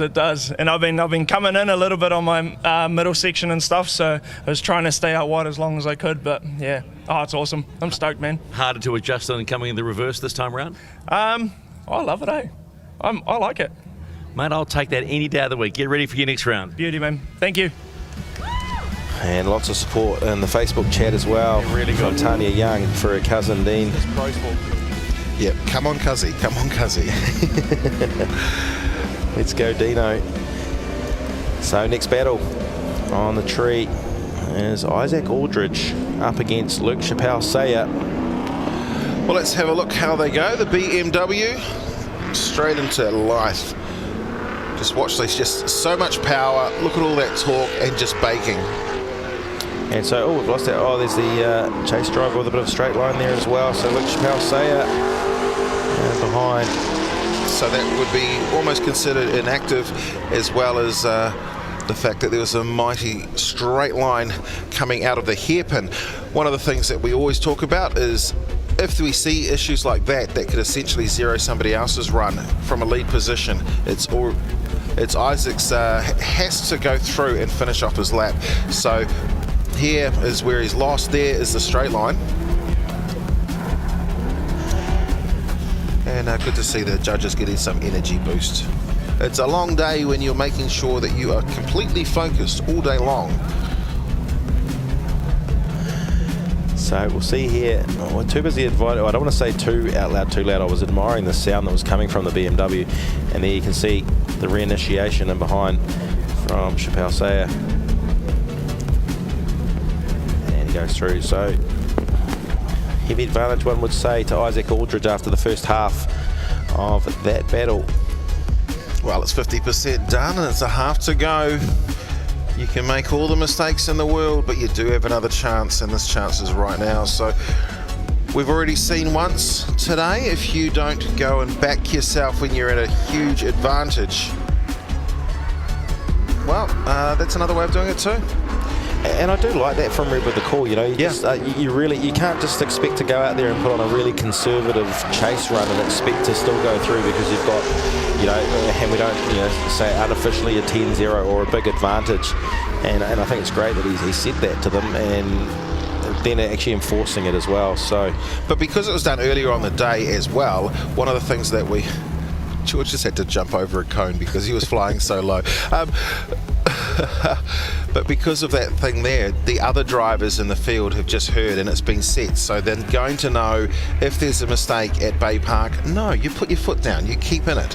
If there's another mistake later on today in the Pro Championship, they're going to know you cannot back off. And that's it. And speaking of not backing off, Isaac Aldridge still going through there, finishing off the run, using that to his advantage to get another run under his belt. I just noticed here through the first turn, actually, Steve, see how wide there's a bit of oil soak there. And we notice, if you are washing wide, you're losing grip, going straight off the end. And I've seen a couple of drivers do it. I've only actually just picked up the fact that there's some oil soak down on that surface. So Aldridge, it was hard to see any of that yesterday because it was all in the form of a clear liquid. there was plenty of rainbows all over the track surface. It's amazing how much oil is down on a racetrack. Well, let's see who's going to take the win. And, well, Stephen McIver, he's right in front of you right now. Isaac Ulrich takes the victory.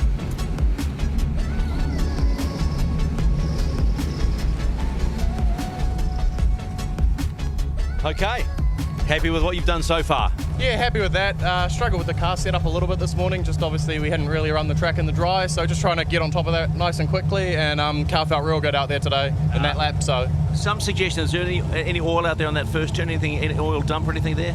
I didn't really notice. I didn't notice anything. Yeah. It felt alright. So I guess maybe I might have missed it. But who would you like, Whitehead or Wu in the next round? Always Jason. Always Jason. Okay. Let's see what happens. Let's see. Well, there's no mistaking about who he wants to win the next battle. Just like that. So, yeah, that all must be out nice and Hey, white. mate. How are you? Sorry, Stevie. Sorry about that, mate. Hey, learning curve, right? Learning curve, all right, yeah. Yep. Well, we'll come back next season, put a bit more power into the car and try again. How much power do you want? Oh, I don't have enough at the moment, I don't think. Right. Nice to see you, pal. Well played. Thank you, man. Well, he said he wants Jason Wu, and the Eurofighter is out there right now. But it will be Adam Whitehead who will lead out the first lap of this battle in the Plan B Hydraulics Pertec machine out of the mighty Hawke's Bay. And so Adam's putting on a strong run out there. Jason Wu, he's right there as well. And he's always rinsed it a little bit wide there, Jason. And Adam Whitehead with a good solid lead run. Adam finishing 5th in yesterday's competition.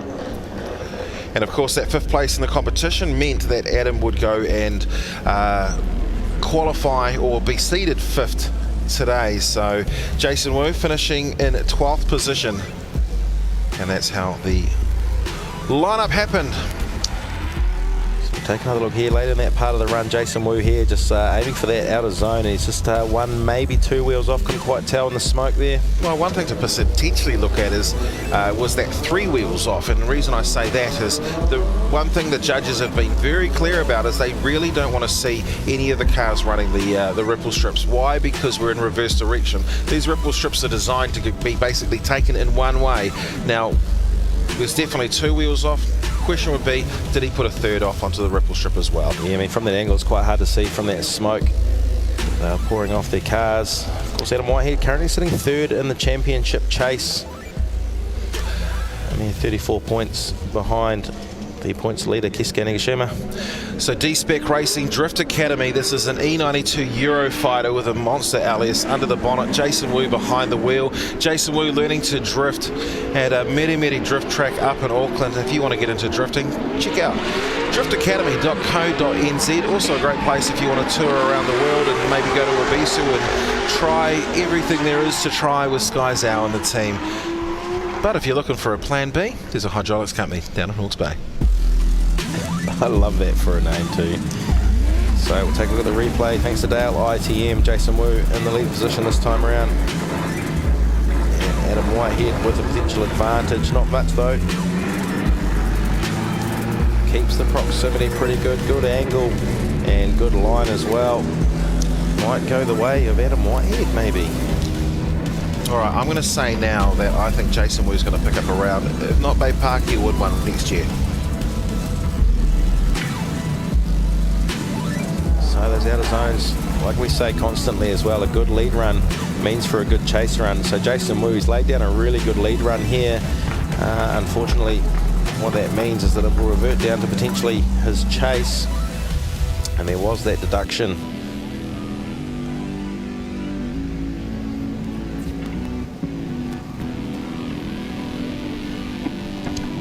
Not sure if you have been reading any of the stuff that's going on, but a little bit further back, Ra Hader was just mentioned that you're admiring a V8 sound.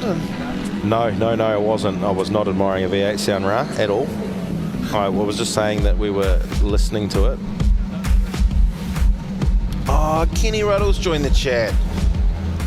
What's not to love with Kenny? See some love reactions for Kenny Ruddle in the chat. And there's some love reactions for Adam Whitehead as well. He's going through.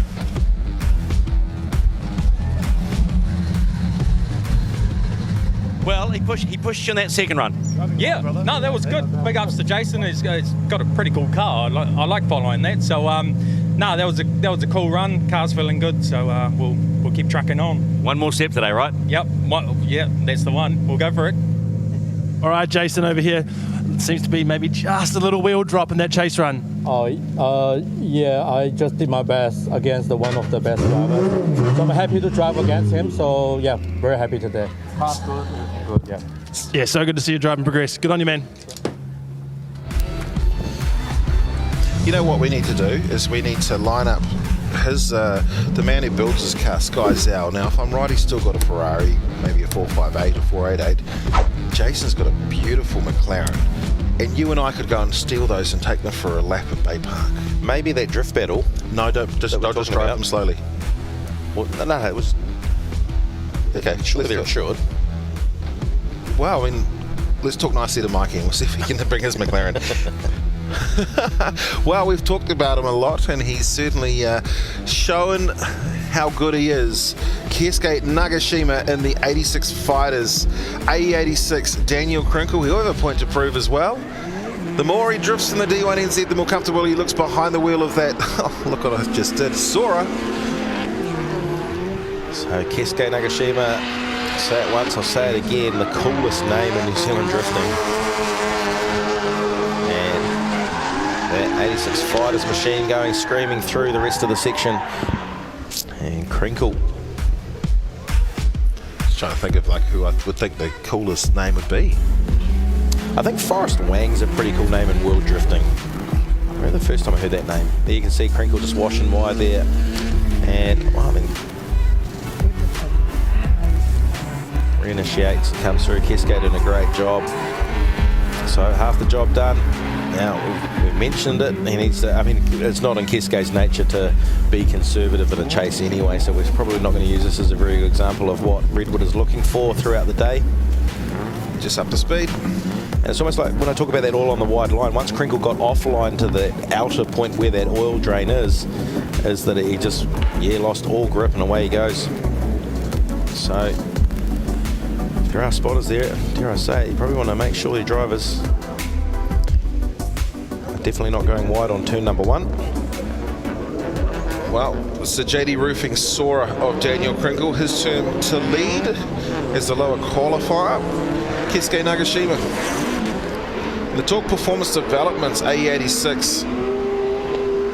He's trying to pass. You've got to be careful when you do that. You can run yourself out of room. So when he knows that the judge is going to score you down, and there is a wheel off.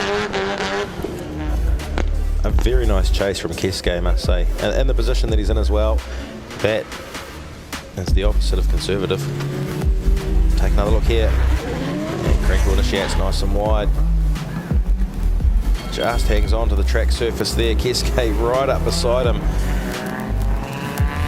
And a very aggressive chase from Keisuke Nagashima in the 86 Fighters machine. Krinkle in the JD Roofing. Sora up front, filling out his own nicest. Might have just dropped a wheel on the very end.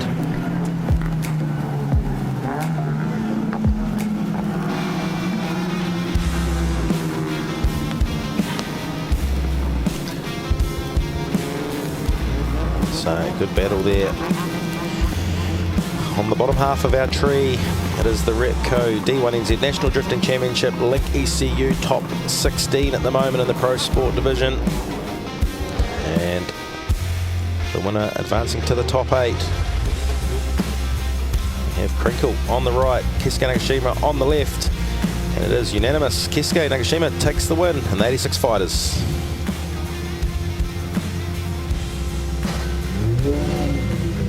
My man Keisuke, how are we feeling? Good, mate. We're on form today, just like we are yesterday, so car's feeling good, conditions are dry, perfect day.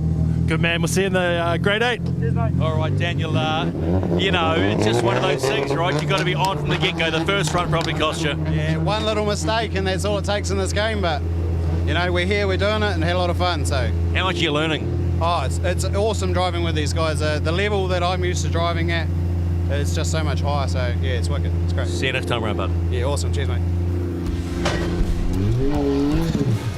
Well, they'll head back into the pits. 1 to back to head back on the trailer. The other one to strap on a new set of tyres to keep on going. So next battle out on track sees Braden Mayer and his RB30 powered Nissan Silvia up against another Silvia 2JZ powered, this time S13 of Matthew Brown. Both between 700 and 800 horsepower. One of them just looks a bit more like an 86 rear end. It's just a bit shortened, isn't it? Well, we'll see how he goes. Braden Mayer will lead out.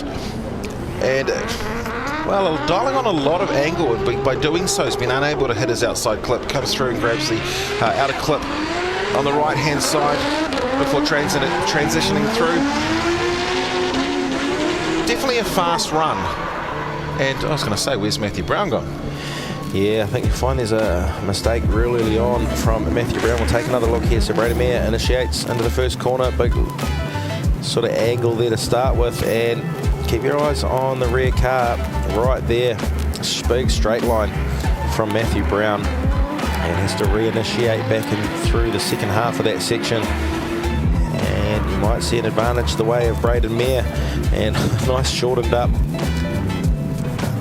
I mean, he has to be careful. There's no bash bar on the back of that. So contact on the radiator.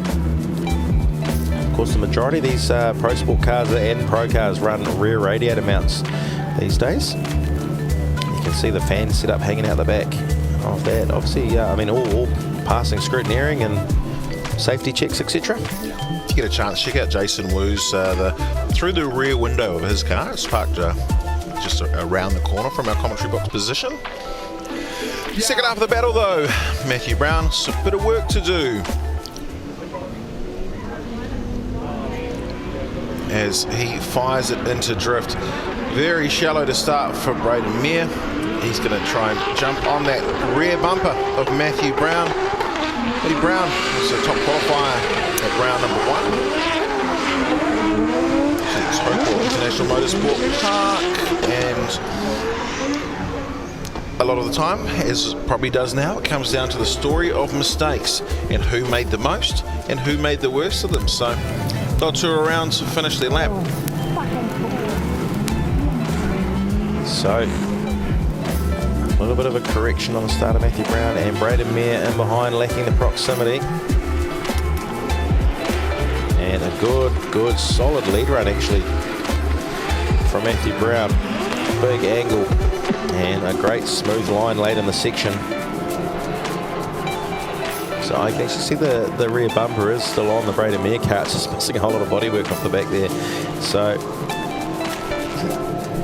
yep, just exited the chat a couple of days ago. I don't think we've seen it since.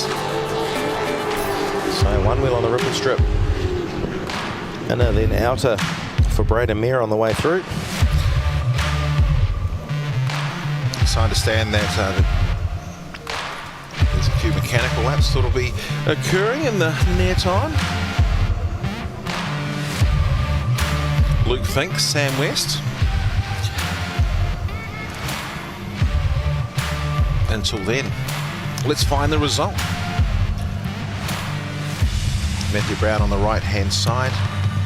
Luke Mayer on the left. The judges have their own judges replay system that encompasses all the different camera angles that we have with the D1NZ. Just awaiting their decision now. So when I say about the judges replay system, they've got the ability to watch their own, not necessarily what we see in the broadcasting. And it's going to be a one more time.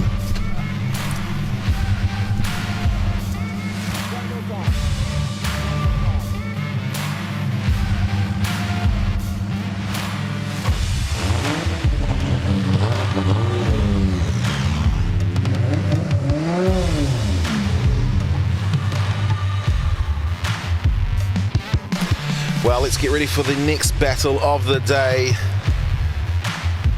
Zach Zaiden, Zach Saito, Zach Antics laying down the rubber, getting some heat into the back end of that S15. Daniel Edwards will be the next person to go out and scrub.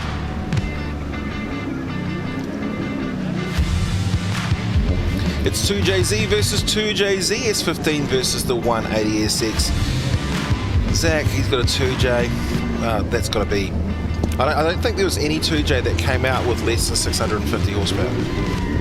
Yeah, well, 1,000 horsepower is like the new benchmark, isn't it? Even in the pro sport, we start seeing them come up and well and truly over.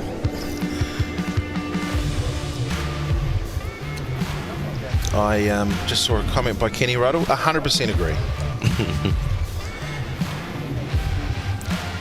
So, getting towards the lower half of the battle tree. Just a couple more battles to go and the one more time. And this Link ECU top 16. So already occupying the spaces is Aidan Daly versus Dean Young, Isaac Ulrich versus Adam Whitehead, Keisuke Nagashima versus the OMT between Braden Meir and Matthew Brown. And now we've got this battle in front of us, Zach Zeiden and Daniel Edwards. Zeiden is in the Drift Antics S15. It's 2J versus 2J, and we'll see how well he can arc off and switch, transitioning through to the right hand side. Another fast battle between the two of these great drivers. Yeah, good lead, good chase there. It's going to be hard to try and see if there's any mistakes in that one. It was a good battle as far as what we saw there. So nice early initiation from Edwards in the chase there. Zach Zeiden filling that out of zone nicely. Edwards right there on the tail of Zeiden as well. Comes through, nice arc, no corrections. Looks like for me the driver, Edwards just piles on the angle to slow it up to match the pace of Saito. Zach Saito, that's what his name is on Facebook, sorry, Zach Zeiden. Oh, you can call him anything. Call him anything you want, yeah. Apart from Zach. Well, it's a great job to fill that outer zone. He'll come through, this is a second zone as well, and then he'll bring the nose back down. Switches. That's actually a really strong lead run. No insides at any point of this lap.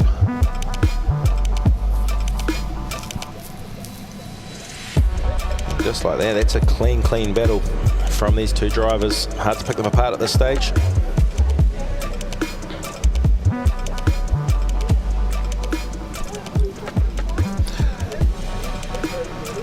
Well, the judges obviously deliberating. We can see Joel Counter looks like he's entered his score.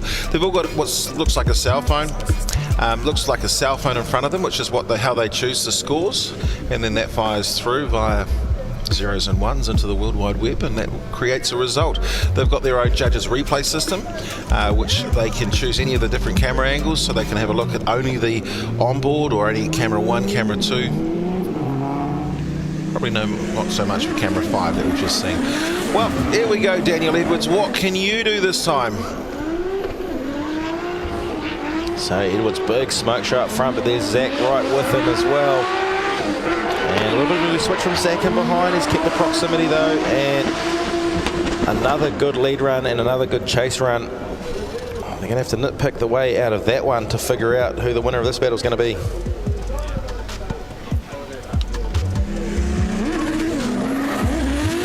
So take another look there as Edwards initiates. Zach Zeiden right there with him. Looking for some corrections from the front wheels of Edwards. Very minor one, if any. And nice smooth lead run. A little bit shallow towards the very end of the run there from Zach. But that is absolutely trying to pick apart anything that I can possibly find to try and separate these guys.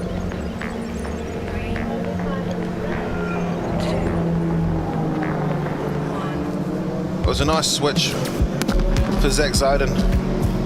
I'm just going to find out whether or not the ripple strips, the rumble strips, are actually considered in or out.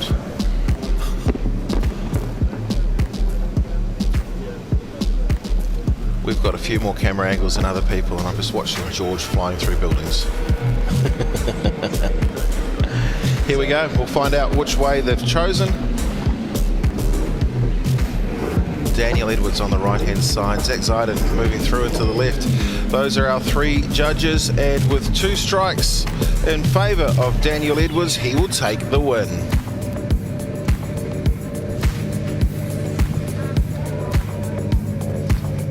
That was a tight one. Were you just a little bit nervous with his chase on that second run? Honestly, I don't look behind me, mate. I just focus. Look what's in front of me. That's like that old story. What's behind me? I don't get it. I look at what's in the front of me. Oh yeah, no. I don't know. I just went with it.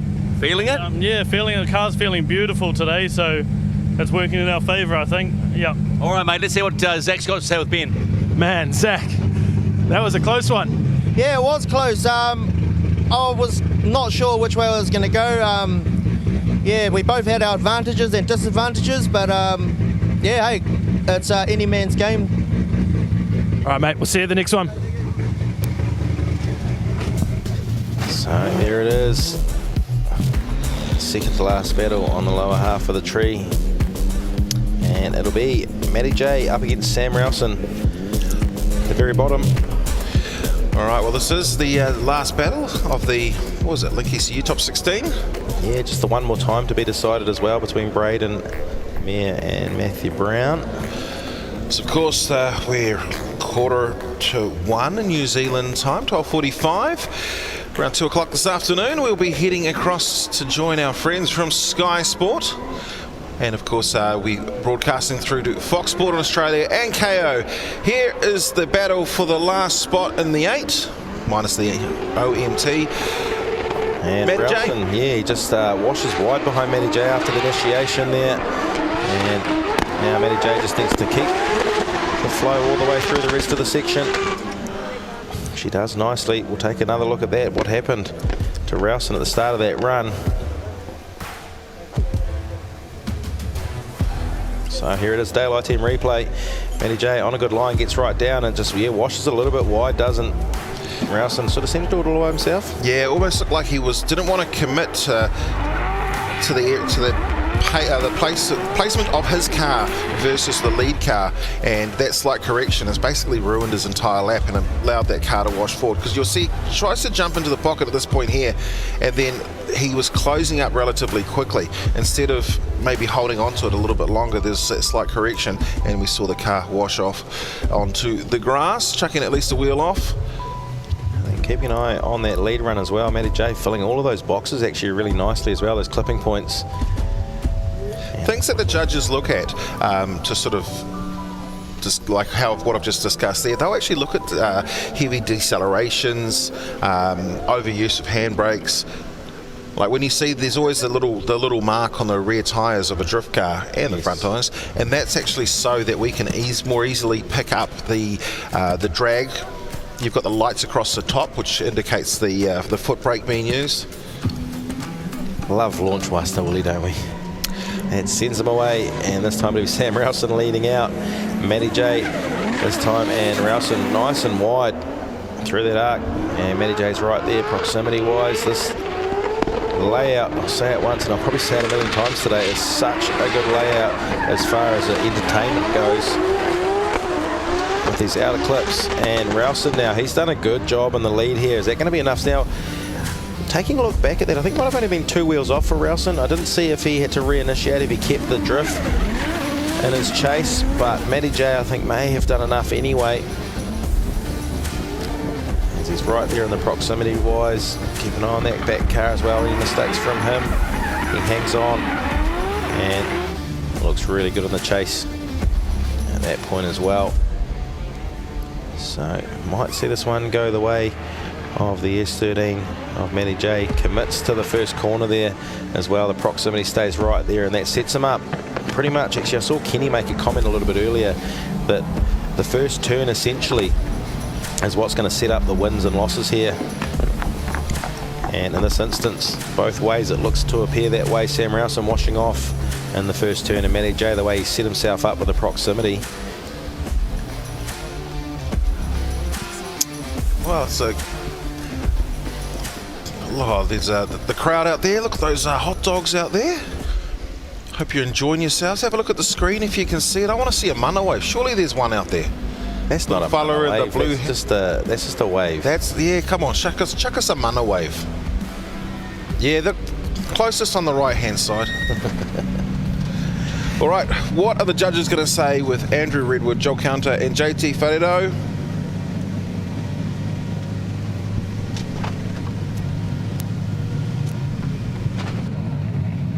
Matty J takes the win. How you feeling, man? I'm feeling pretty good about that one. I was quite happy with my chase there, and But yeah, to do a good chase, like they say, you got to do a good lead. So I think that was pretty good. But yeah, it was tidy up a few little things there and bring on the next one. Yeah, nice and tight. Looking real smooth out there. Cool, thanks. Yeah, felt good. All right, mate. Thank you. All right, Sammy. It looked close, but don't get the number. How close did it feel from your perspective? Oh, I did a little bit of a bobble in my chase, so I sort of knew I was on a disadvantage from that, but strung it together. Did pretty good lead, so that was good. Improving all the time? Yeah, man, always. It's good. Good to see you, man. Thanks, man. Thank you. So there you go. That means we have a top 8 sorted in Repco D1NZ Pro Sport. Stick around. The weather's fine. We're feeling good. They're racing and battling hard. Let's go with the 8 shortly. Back shortly. When somebody asks me what does Link Engine Management do, I always say we build computers for race cars. We build sophisticated engine and mobile power management systems for automotive, heavy transport, aviation and marine applications. Our innovation over the last 30 years has created a world-class product. And we're really proud to be one of the first companies in the world to have an off-the-shelf hydrogen engine management solution for the internal combustion process. I think recruitment's easier in the tech space here in Christchurch because there's so many similar companies around who are doing either hardware development or software development. The universities like the University of Canterbury have a really great intern program that we benefit from. One of our exciting collabs at the moment is working with Roden Cars. The great thing about having a relationship and a partnership with Roden is they're challenging us to be at our best. And our engineers get together and honestly, they're like a bunch of passionate kids because they get to talk about motorsport all day, and what's not to like about that? You know, you can tell how a builder's day's going, Josh, by the way they park their ute. True. Hard close, not quite a slam. Paul's having a shocker. Owner's doing a site visit soon. Subby didn't show, so they're a bit behind. You going all right, Paul? Having a shocker. Owner's doing a site visit soon. Subby didn't show, and we're a bit behind. How did you even do that? Nobody understands builder like we do, Josh.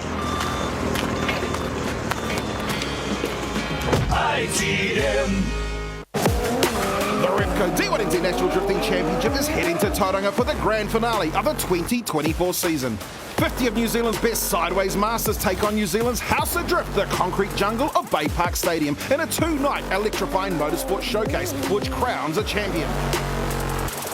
An atmosphere like no other with high horsepower drifting battles, show cars, monster truck demonstration and more.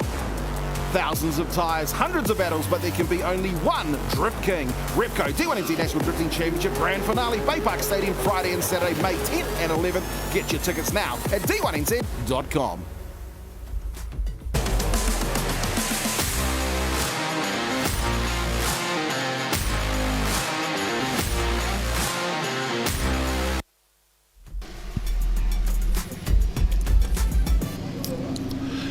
Well, with 400 stores, 4,000 staff across Australasia, Repco Auto Parts have certainly been there for many, many years. Of course, the sponsor of the 2024 Repco Supercars Championship, heading to Taupo next weekend. Well, this is how they got there into the top 8. Aidan Daly will be facing Dean Young. Isaac Ulrich will go up against Adam Whitehead. We've got Keisuke Nagashima up against Braden Mayer and Daniel Edwards up against Matty J in the bottom half of this tree. We're looking for the Allied Petroleum top 4 at the conclusion of these Mimico top 8 battles, and it's brewing up to be a good one, Steve. Certainly looking forward to seeing who is going to make the Repco final. Shout out to everyone down at Repco branch number 2, which I think is here in Palmy. Yeah, of course, branch 10 and 89 in Rotorua. And I think, yeah, these Pro Sport drivers just putting on a heck of a show out there. Adam Whitehead looking pretty relaxed down there in pit lane at the moment. And Isaac Aldridge just having a bit of a yarn down there. And yeah, looking very forward to seeing these guys as they just get stronger and stronger as the day goes on in this reverse circuit of Manfeild. Circuit Chris Amon, crowd building ever so slowly as the pros start warming themselves up down there in the pits as well. Hope you're keeping warm up there on the bank. Welcome along. The Repco D1NZ National Drifting Championship. Well, let's go down and talk to Ben Jenkins. What have you got for us, my friend?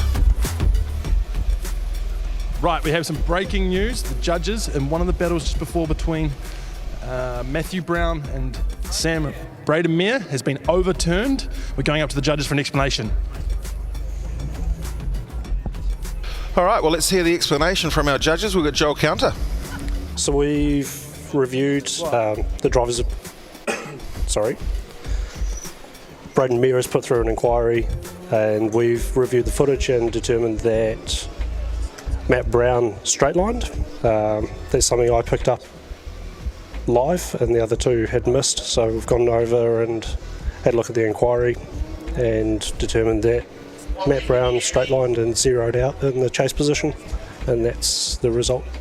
So, Joel, you judge on what you see. Of course, if you guys make your decisions on what you see and what you see right now, we obviously have an ability, if the drivers out there disagree with that, the inquiry can be made. Correct. Yeah, so it's something that, like I say, I had picked up on live and the other two had missed. We discussed it afterwards, but we can't overturn a decision without that inquiry that came through. So we've looked at the inquiry and we've overturned the decision based on that straight line.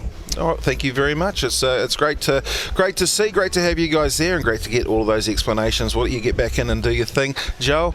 Joel Counter, of course, former pro driver with the D1NZ, and once smoked my bro Cole at Bay Park. That was for Tony. All right, well, who else have we got down there? We're going to go and talk to...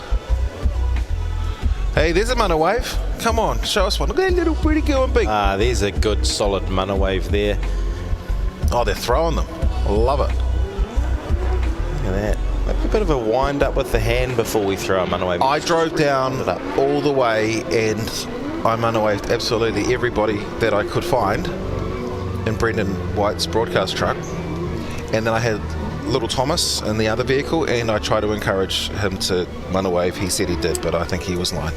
Tell you what, I had a bit of a diversion between Rotorua over to the Hawke's Bay before I came down over the saddle to come to Manfeild this morning, and between Taupo and Hawke's Bay is a lot of roadworks at the moment, so there was a lot of mana waves going on. And travelling on a Friday, it was quite a busy day as well. I'd say roadworkers around the country are either loving it or hating it, and there's no in between. Well, I mean, if you look at, I think they'd all be like Launchmaster Willie. They're always happy.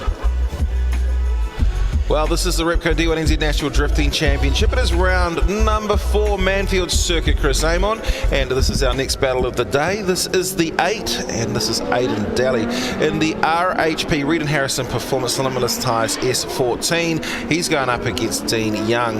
This is their first run of the battle.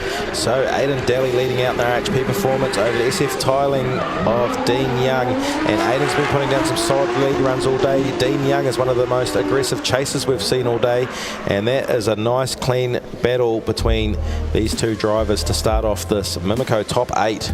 There was a slight correction coming out of Splash, and it was, a lot of the corrections happen because drivers are wanting to avoid the action. It actually looked like Dean was making the correction so he could get closer to the rear bumper, which you love to see. So we see him flying through at this point here. They'll start heading down, grabbing the outside zone, and at this point here you can see, okay, I'm a certain angle, and he actually gives it the old nudge up to get a bit closer. I did see that, yeah, just a little tiny correction to wash out a little touch wider. He wasn't quite envisaging Aidan obviously to fill that out of zone as well as he did, and he's like, I'll come too. Yeah, as we've heard it before, a good lead run creates a good chase run, and as we move into the latter part of this Pro Sport Championship tree, and it's certainly heating up and the battle's getting closer and closer. So Aidan having finished 16th yesterday and Dean having finished 25th means that Aidan was the lead driver. So Dean Young will lead out second here. Launchmaster Willie has them at the line ready to go, and he gets ready to send them away. Well, we'll see what Dean Young can do this time. A very, very quick entrance into drift, contact with Aidan Daly. We'll have a look and see later on what caused that, or what Aidan was thinking. I reckon he was thinking, you're going too slow for me. So it's that trust we spoke about, isn't it, on the initiation point, and Kenny Ruddles nailed it with the fact that turn number 1 is probably going to be where it's won or lost, and Aidan Daly just going for the real aggressive right up on the door of Dean Young. Is that contact going to be enough? We'll take another look here. So there's the start of the section, and yeah, it just didn't look like you could bring get the car into angle fast enough. Yeah, it's just the actual initiation wanted to pour more angle on. Dean Young, that's where he pours on the smoke, shallow on that clipping point, but by this stage potentially has done enough to pick up that win.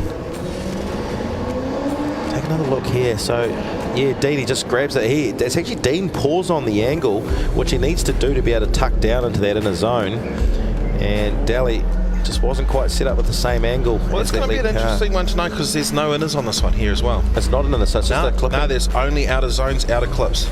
Oh, so that box will actually be for the reverse direction, Yeah, is that it? was potentially from there's an outside box. That's the importance of turning up to driver's briefing. Yeah, well, that's why I saw you sitting there and you were soaking it all in. You had your pen and paper out, taking notes. I mean, I was there with my iPad because I've actually embraced technology, but...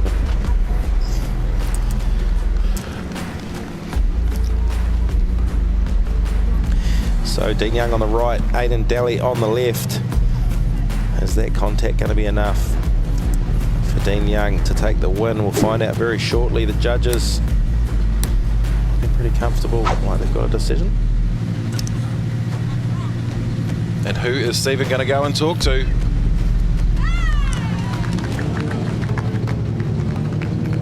Sorry about the poor moves, mate, but the smile's still on your face. That was tight. It was wicked. He was right on my door on entry, felt it, and kept my foot in it, and it was wicked.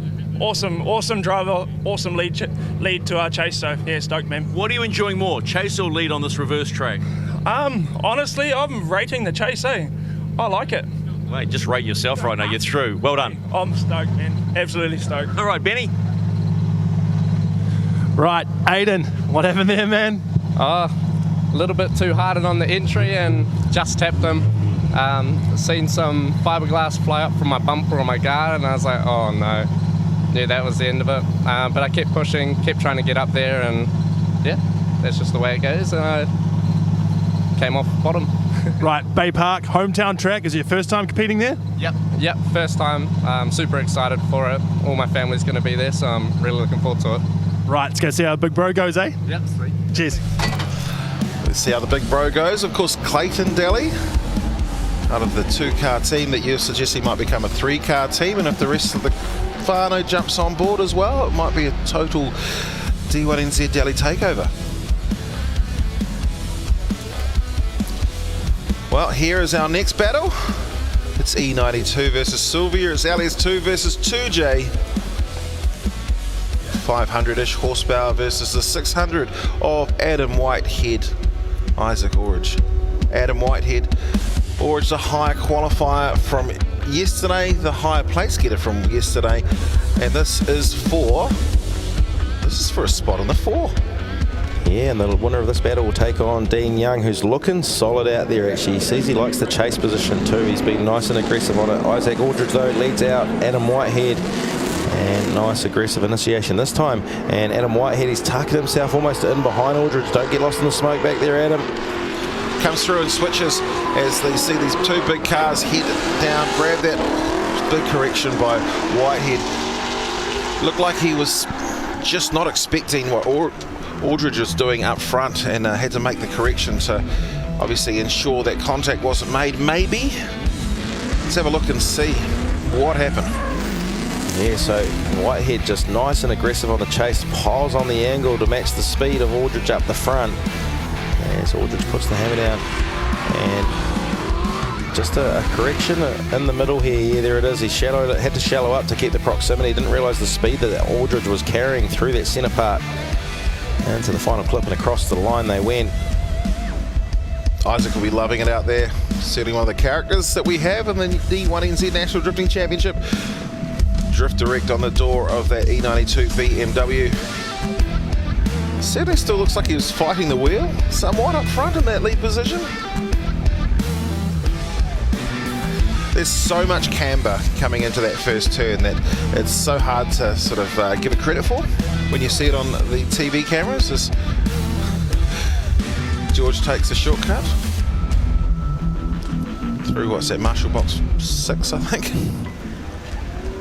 So Adam Whitehead's turn to lead out Isaac Aldridge in the second half of this battle for a spot in the top 4. Good angle from Whitehead into the start of the section as well. Isaac Aldridge though right there matching him and falling a couple of car lengths back at this stage. Yeah, well that certainly came from just how fast Adam Whitehead was as he entered.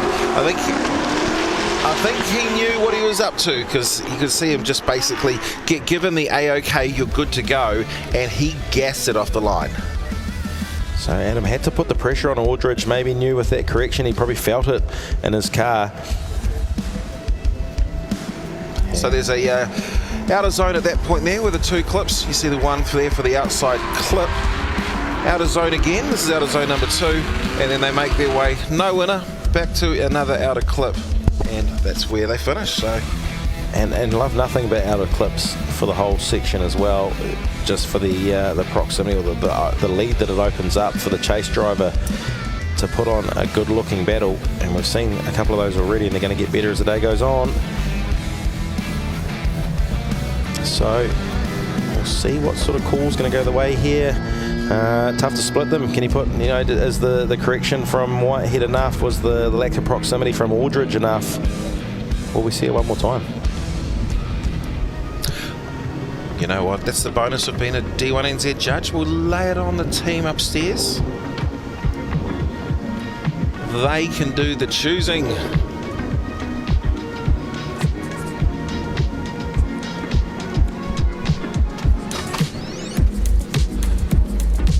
As we see one of our pro drivers, Dave Stedman. So that might have been a mechanical lap. They're certainly trying to slot them in. That, or he just wants to get some signage out there for the team from Repco. Well, which way is it going to go? The judges certainly getting ready to push a few buttons. It's either Isaac Orridge, the E92 on the left, or it will be the Plan B hydraulics, that beautiful S14 of Adam Whitehead on the right hand side.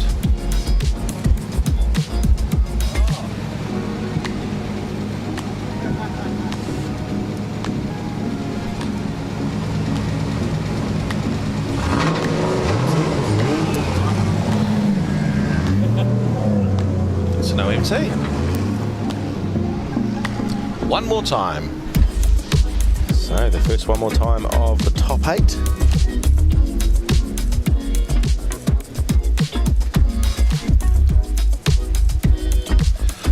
Well, let's have a look at the battle tree. So we came through the Link ECU top 16, the Mimico top 8. We've got one person already in the Allied Petroleum top 4. And of course that will be the person who's going to go up against the OMT between Isaac Orridge and Adam Whitehead, the bottom half. Still looking at Keisuke Nagashima to come up against Braden Mayer in that overturned decision between himself and Matthew Brown earlier on in that Link ECU top 16. And we've got Daniel Edwards up against Matty J. And some good drivers that are showing some good form out there on this reverse circuit, and plenty of feedback on them loving it as well. It's great to see that they're enjoying it. So, and who wouldn't enjoy drifting? Absolutely. Well, this is round number 4. Round 3 was yesterday of the Repco D1NZ. Hokie says you can stop. I'll tell you we can scrub. So Hokie has been part of the team as often as possible over the last few years. You'll certainly see her around so many different motorsport events here and all over the Mutu, all over Aotearoa. I met her first in the New Zealand Jet Sprint Champs many years ago. And as a Māori boy, I then found out that she's one of my cousins. Oh, that was the next question I had. I'm sure you told me that actually she's your cousin. Yeah, so she's we're from the same, basically the same marae. Look at that. So, simultaneous scrubbing going out there, and we're going to look set to send them very shortly. Keisuke Nagashima in that 455 horsepower SR20 A86, beautifully presented race car as well. That 86 Fighters machine, and we've got Braden Mayer in his 700 horsepower RB30 powered S14 with the S15 front on it. And Keisuke Nagashima pause on the pace as he throws it into the first corner. Braden Mayer had a bit of catching up to do, but he's done well to get right up there in close-ish proximity. It's a light car, it's a fast car, and Keisuke's certainly showing his pace on track in the 86 Fighters car. Just coming through, running the ripples to finish. Now a sizable gap between himself and Braden. Yeah, he took off from the line, and Braden Mayer he found himself wheel spinning his way towards the initiation of turn number 1. You can see the smoke already pouring off Braden Mayer's car. So Keisuke After being sent by Lawson Master Willie, sends it into the first corner, and there's the gap that opens up between the two. Keske showing what sort of lead run, the championship points leader at the moment. So Keske comes through to finish. He's done all right. And was that a straight line? Was that before or after the end of the section? Very close. A wheel on the ripple strip, maybe for Mir as well. Gee, it looks like a tyre off just before the ripple strip too, so maybe minor deduction for Mir. But yeah, Keske, like I say, the current points leader in the Pro Sport Championship, showing why he's doing so into the potentially slight advantage in the top 8.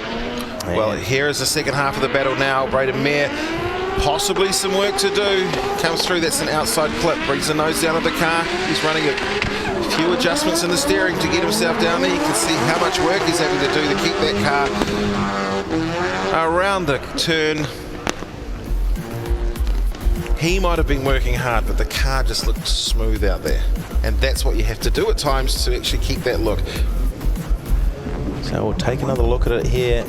Keske hard on the gas, trying to put a good chase run in here. Braden Mir doing a good job up front as well, nice and smooth, filling those outer zones and carrying good pace through there. So it was a very good lead run as well. So I'm sure it'll be chase run versus chase run as far as the comparison goes. And joining us on the chat is Adam Mulder, DKM Fabrication. Hello, Keg. Hope you're enjoying yourself. I'd say you and your little girl watching the drifting, but I'm sure Claire's not.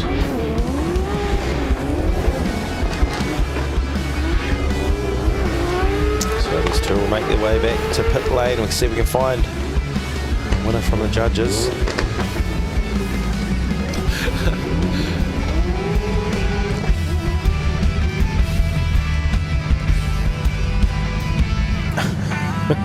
Going rowing. He looks like an Eva Swindell twin. And there we go. Which way is it going to go? Which way is Stephen McIver going to head? Keske Nagashima. We were just trying to figure out how old this car is, because it looks like a brand new car. What's she about 40 years old, this car now? Yeah, I'd say about 40 years old. She's older than I am, so older than most people watching, to be honest. But no, she does well for an old girl. I get the feeling this track suits your Toyota. Yeah, I think so. Like, realistically, this car's been set up really well between myself and Torque Performance and everyone that's come on board for this year. So, like, yeah, no, we're just having a lot of fun and doing all right. So you've jumped into the four beautifully, potentially up against the guy that you're in front, but now sitting behind, but you're in front of in the championship. Yep. Could be a cracking four battle. Well, I was looking at the top 8 thinking, this is a really good top 8, so I'm glad I got through. I'm looking forward to going on with these guys and having a good time. We're looking forward to it, Keske. Thanks, mate. Benny? Braden Mir, epic driving over the weekend. Pair of top 8 finishes. How are you feeling? I'm feeling real good. Keske's a real good driver, and yeah, I'm glad that I could hang in there, yep. Few car repairs needed before Bay Park? Oh, definitely. Pretty much whole rebuild, mate, but yeah. No, I'm real stoked. Two top 8s in a row, yeah, I'm real happy. Good on you, man. See you soon. Well, kicks her into life, grabs the gear, load it up, get ready for Bay Park. That's the one. Make sure you get tickets because they will sell out. If you want to grab yourself tickets to the grand finale at Mercury Bay Park Stadium in Mount Maunganui, head to our website at D1NZ.com. 50 of New Zealand's top drifters will obviously take on the concrete jungle in epic drifting battles. So, of course, the grand finale, the 10th and the 11th of May. And the tickets are on sale now at D1NZ.com. There are some amazing VIP packages as well. Got your tickets? I'm not sure yet, so hopefully. Looking at the very bottom of the battle tree now. I think I might go. Final of the top 8. We've still got one more time to come, but at the bottom of the tree we have Matty J up against the second place championship points holder at the moment, Daniel Edwards. And Matty J will lead them out. Matty J finished in 6th place yesterday, so he put himself straight into the top 16. Daniel Edwards didn't have it all his way, finishing in 14th position, but he's got himself into the 8 at the moment. Matty J, the Psycho JZ. Look at him go out there.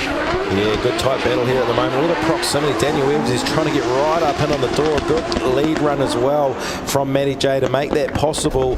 That is one of the tightest battles we've seen to date so far, and it's certainly a sign of times to come. This track, I'm getting really excited about this. Yeah, and I think the thing that you and I are both excited about is the pros are coming out in about 3/4 of an hour's time as we head to the Dale ITM replay and we look at the Moorbach S13 of Matty J. Just throwing that little thing around the Manfeild track, and that was a beautiful dive by Daniel Edwards. By doing so, though, he lost a little bit of speed at the end coming out of splash, but he just gave Matty enough room for the switch, and he just had to make the dive to hold that proximity. So, yeah, my expertise on judging, I don't know how that gets judged. We'll see it here in a second. Matty piles on the angle here, gives him just enough room to switch, and then just piles on the power to get right back up on the door. So to me, that looks perfectly fine. You know, it's just holding the proximity as much as he can. Evidently, it makes you shallower though, doesn't it? So there's been a few things that I've seen of recent in the wonderful world of drifting. The other day we saw a beautiful Mustang that decided that it wanted to get rather hot under the bonnet, and then we've seen recently what's been happening over in Ireland with the with the drift team. Lots and lots of fire, and yeah, certainly feeling for the Irish drift community. But there's one person that did very well after getting very hot under the collar, was James Dean. I just hear he might have just taken out Long Beach. Yeah, congratulations, James Dean. Daniel Edwards now leads out Matty J. We've lost him a little bit in the smoke. He's trying to catch back up. He is playing catch up. There's Matty J here. Good lead run from Daniel Edwards, getting laid down. Fills that final outer clip really nicely. So be interesting to see what happened. Matty J must have just pulled on too much angle. Yeah. So I guess we look at what happens here. So they'll see the two drivers come through. Matty's gone for a really low line. And how...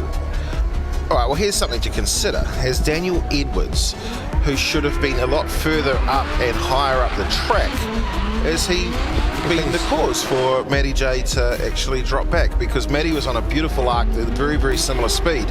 But this car here, the black car here, that brings her nose down, basically grabs that inside. Well, no, he still filled that. Yeah, I think that was a bit tough for me to say the first time. His entire crew will be, shut up, Steve, you don't know what you're talking about. Well, obviously I didn't in that position there.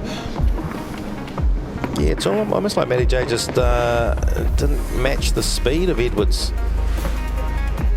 And reverting back to it, that turn number one, the maker or breaker for this whole section.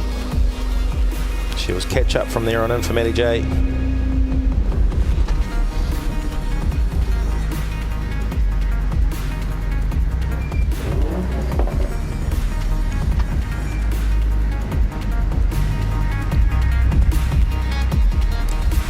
Matty J on the left, Daniel Edwards on the right, looking for a decision from the judges. Which way will it go?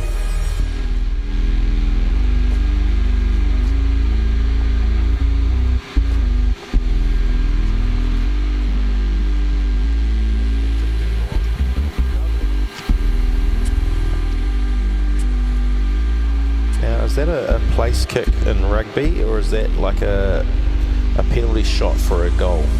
I thought it was soccer, football. I thought he was opening up a coconut. And it's going to be Daniel Edwards who takes the win.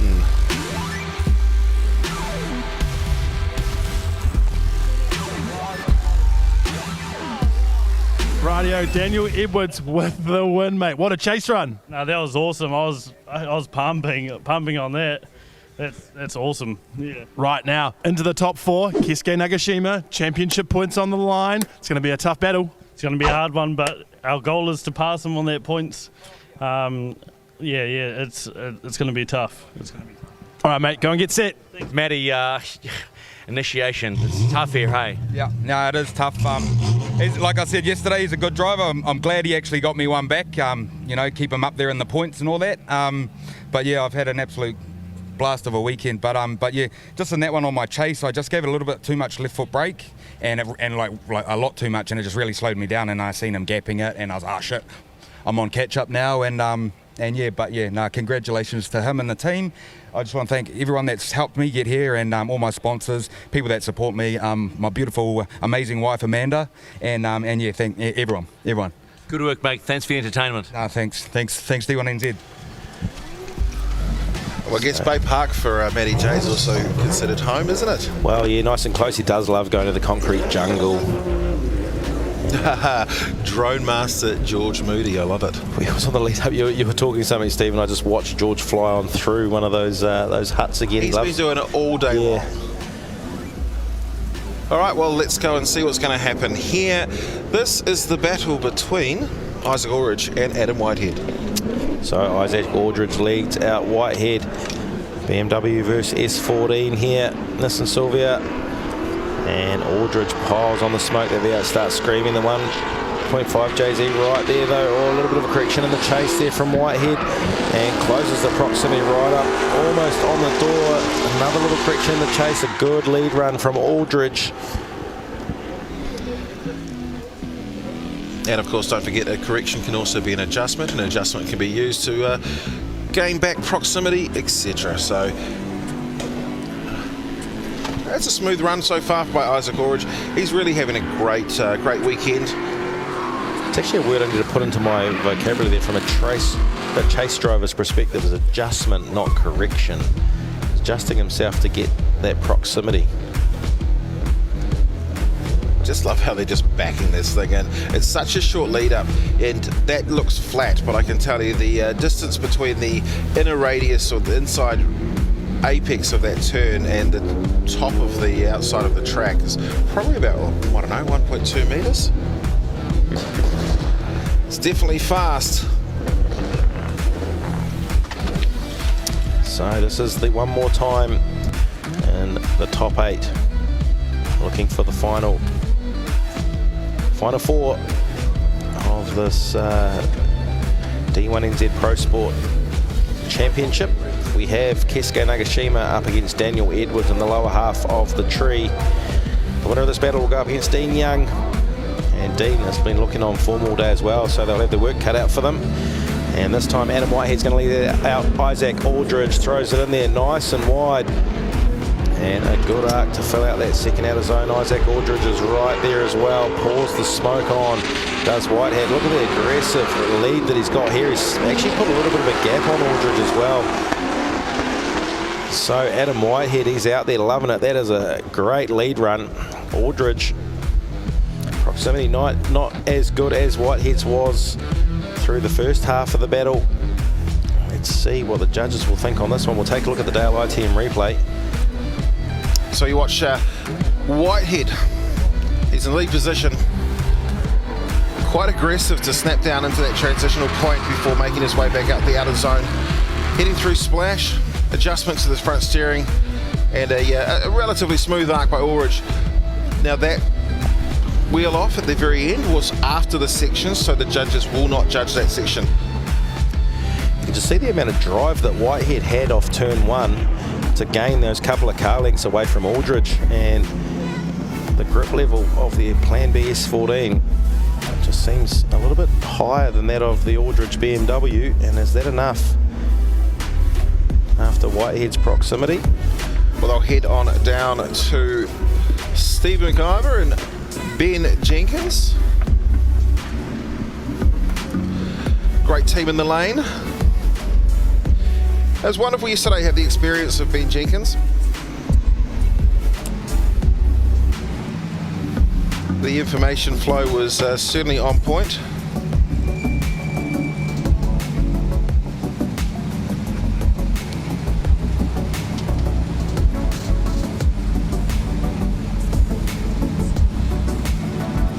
So the judges have got their own judges replay system that we have. They, as I've mentioned many times before, can... All right, we've got a decision. Which way will it be? We've seen the lights come on. All right, Stephen McIver, our winner, Adam Whitehead. share the mana wave. That was my mana with a sort of a ballerina twist to it. Yeah, okay, be quiet. Hey, you looked nervous when you pulled up there. Yeah, well, one more time's always nervous whether you've done right again, but it's been a day for BMWs, so had to throw everything I had at that one, so yeah, that was good. You're through. This is not a loser. This is the winner's interview. Remember? Yeah. It was a lot of pressure. The nerves are going through the top 4, and we'll try and one more. Well done, mate. Cheers. Thank you, Benny. Right, Isaac, what happened there, mate? Just coming out of the first turn in the chase, I both got on the gas, and he just walked away from me a little bit, and I think that was probably all she wrote. I could feel him right on me when he was chasing me the whole time, and yeah, I just couldn't hang with him. So yeah. Top 8 finish though, got to be happy with that? Yeah, 100% coming into the weekend, and you know, getting a top 4 and then another top 8 the next day, no complaints whatsoever. And obviously Adam, one of the top drivers in the class, to get the OMT and then, you know, push as hard as we did, no complaints whatsoever. All right, mate, we'll see you the next round. Cheers, thank you. So there it is, your top 4 is set. It's going to be Dean Young up against Adam Whitehead. And in the lower half, we're going to see the points leader, Keisuke Nagashima, up against Daniel Edwards, who's currently sitting on second. We'll see how they got there. So Dean Young started off in the top 16 up against Daniel Caldwell. He then got a win over Aidan Daly through to the Allied Petroleum top 4, where he'll take on Adam Whitehead. Adam Whitehead, he said it was a day for BMWs. He took out Jason Wu and the silver BMW, and went through to take out Isaac Aldridge just then. Keisuke Nagashima, his way through, he took the win over Daniel Krinkle and then over Braden Mayer to wake his way through to that top 4. And Daniel Edwards, after taking out Zach Zayden in the top 16 and Matty J in the top 8, is now through to the top 4. That's how they will line up for the top 4. Thanks to Allied Petroleum. We're going to be looking for our top 2 in the Repco final. It is the Repco National Drifting Championship. It's a somewhat coldish day here at Manfeild.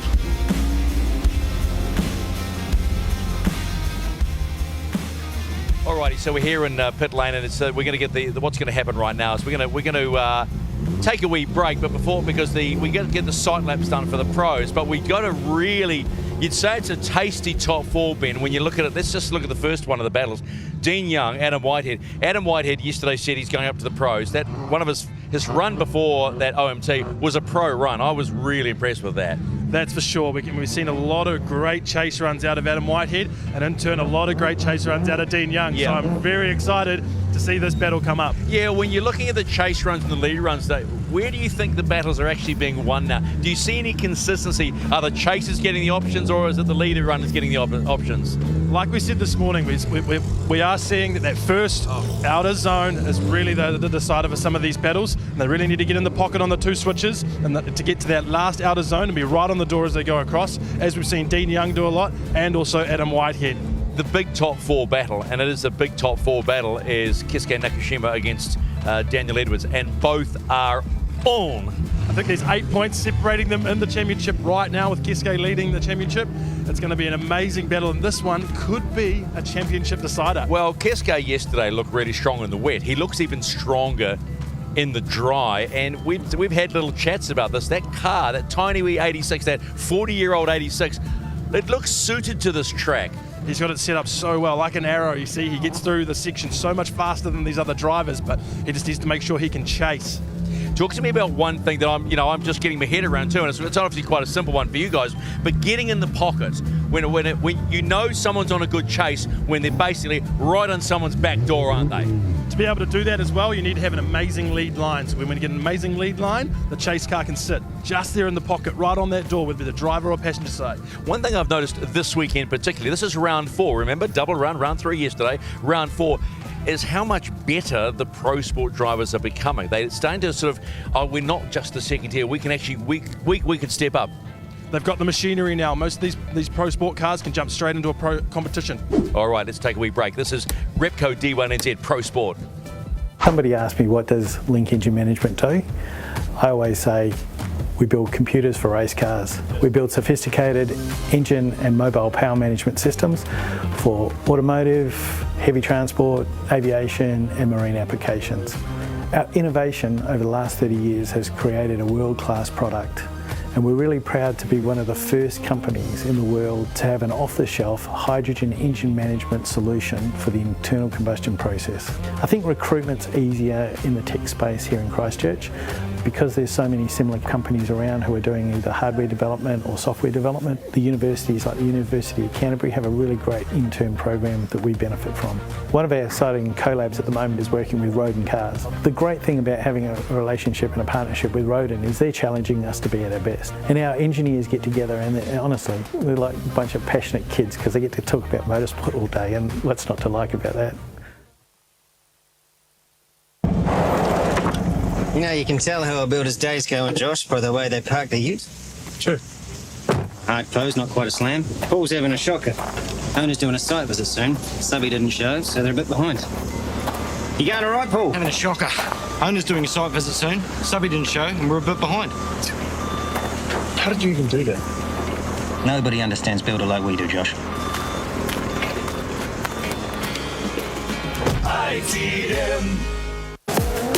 The Repco D1NZ National Drifting Championship is heading to Tauranga for the grand finale of the 2024 season. 50 of New Zealand's best sideways masters take on New Zealand's House of Drift, the concrete jungle of Bay Park Stadium, in a two-night electrifying motorsport showcase, which crowns a champion. An atmosphere like no other with high horsepower drifting battles, show cars, monster truck demonstration and more. Thousands of tyres, hundreds of battles, but there can be only one Drift King. Repco D1NZ National Drifting Championship Grand Finale, Bay Park Stadium, Friday and Saturday, May 10th and 11th. Get your tickets now at D1NZ.com.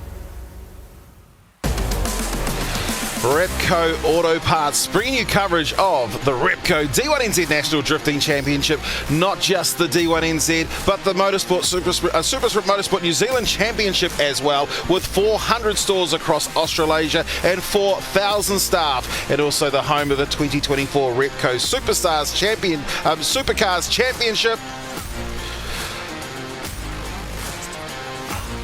Repco has been part of New Zealand motorsport for over 100 years, and they've been on the name on the side of the D1NZ.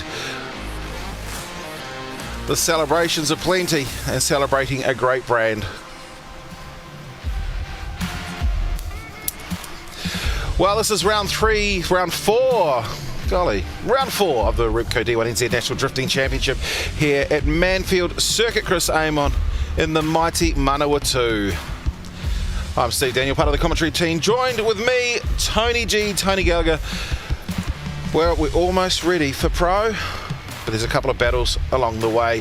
Current high of 17 degrees, the high of 17. Wind speed is low, and that is definitely causing some problems for our judges and their visibility today.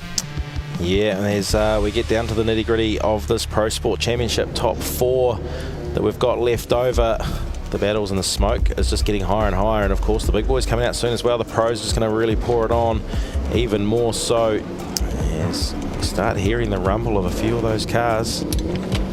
Get ready to line up. But first, we do have Dean Young against Adam Whitehead, and of course Keisuke Nagashima, the 1-2 battle between himself and Daniel Edwards. And these Pro Sport drivers, yeah, I'm just really getting the feeling they do love this reverse section. And that is the section there that we can see filled with the midges flying around. It's certainly one of the problems we have at some of the racetracks around New Zealand.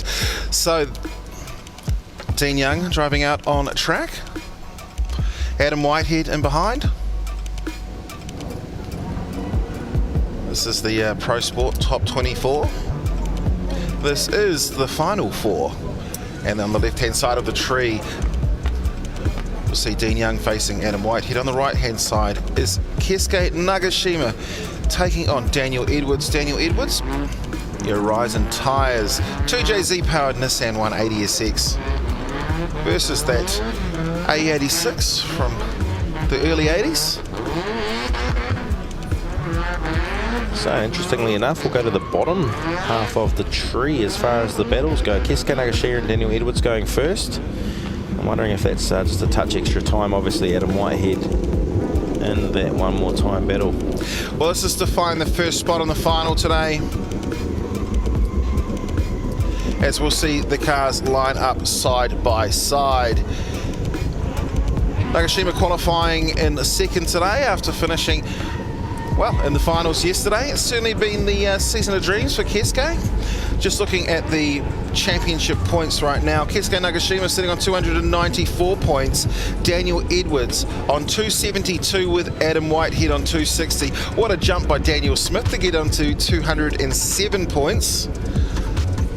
But between these two drivers here with Adam Whitehead as well, one of them will become the 2024 Pro Sport Champion for the D1NZ. Let's see how they go as we find our spot in the final. So Keisuke Nagashima initiates into the section. Daniel Edwards right there, as he's been doing all day long to all his other competitors he's gone up against. And Keisuke pouring on the smoke now in that 86. Here comes Daniel Edwards shallowing up the gap to come through to complete the section.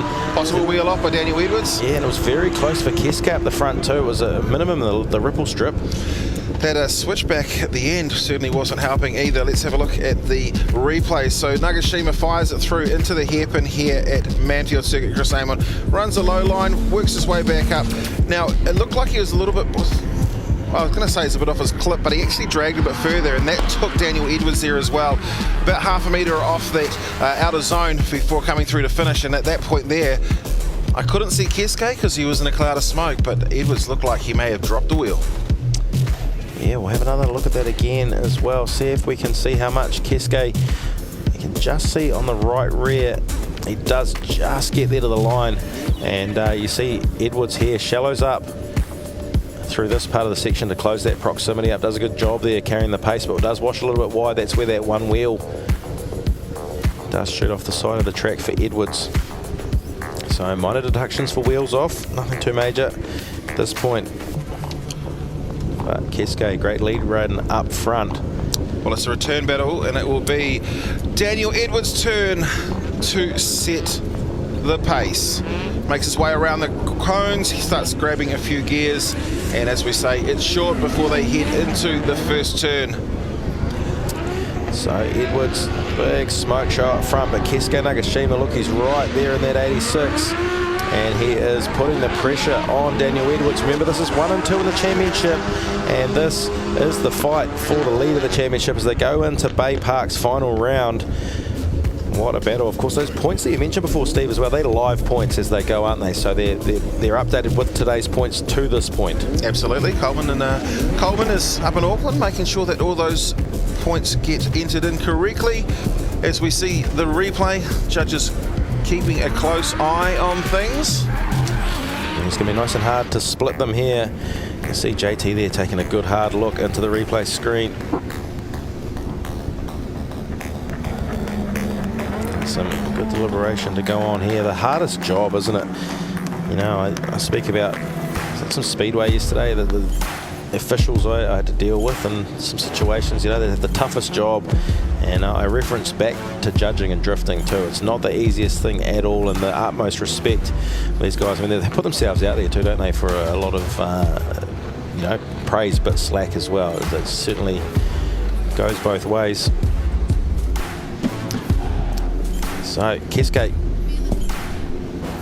Which way will it be, Keisuke? Will it be Daniel Edwards? We're about to find out. Stephen McIver, who are you going to choose?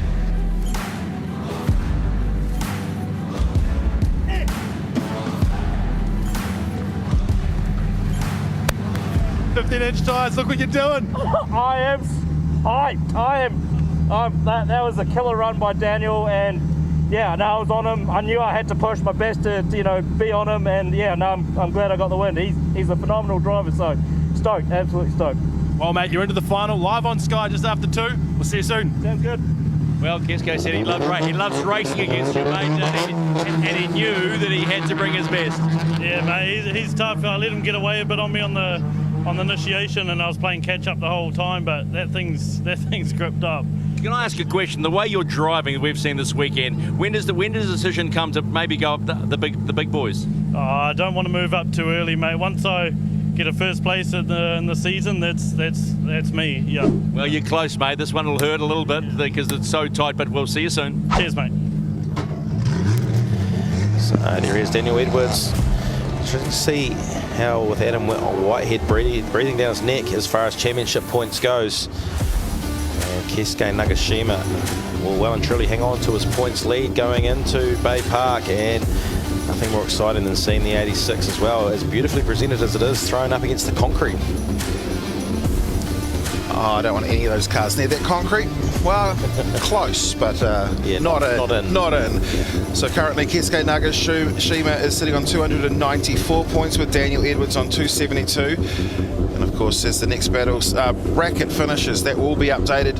This is again for a place in the finals. It is Dean Young in the chase position. It is the Plan B Hydraulics Nissan S14 of Adam Whitehead, who leads out. We've seen him so aggressive on that switch. He starts dragging that car, the rear comes through and fills it. But here comes Dean Young really trying to close the door. Wow, what a battle it is in the top 4 here. Dean Young, Adam Whitehead putting on a show, most definitely. We'll take a look at the Dale ITM replay, and good start there. Look at Dean Young right there, trusting Adam Whitehead's initiation, and Adam Whitehead, slight correction there, throws it aggressively through into the second part as well. Dean Young washes a little bit wide there, and what they did is actually shallowed him up. They then kept the proximity. Yeah, I think it was all about, he literally switched so that he knew where he needed back on to be. him. So he also probably would have been told Whitehead was quick in his lead run last time, and don't let him jump you. And that's a great point you bring up, Steve, is because Adam has been very fast in all his lead runs all day, and that's where he's almost gained some of the advantage or got back it. So Dean Young's had to keep up as much pace as possible, and by doing so, he's kept the proximity there, and it's probably one of the best chases we've seen against Adam Whitehead all day. Well, they'll go down to the hands of Launch Master Willie.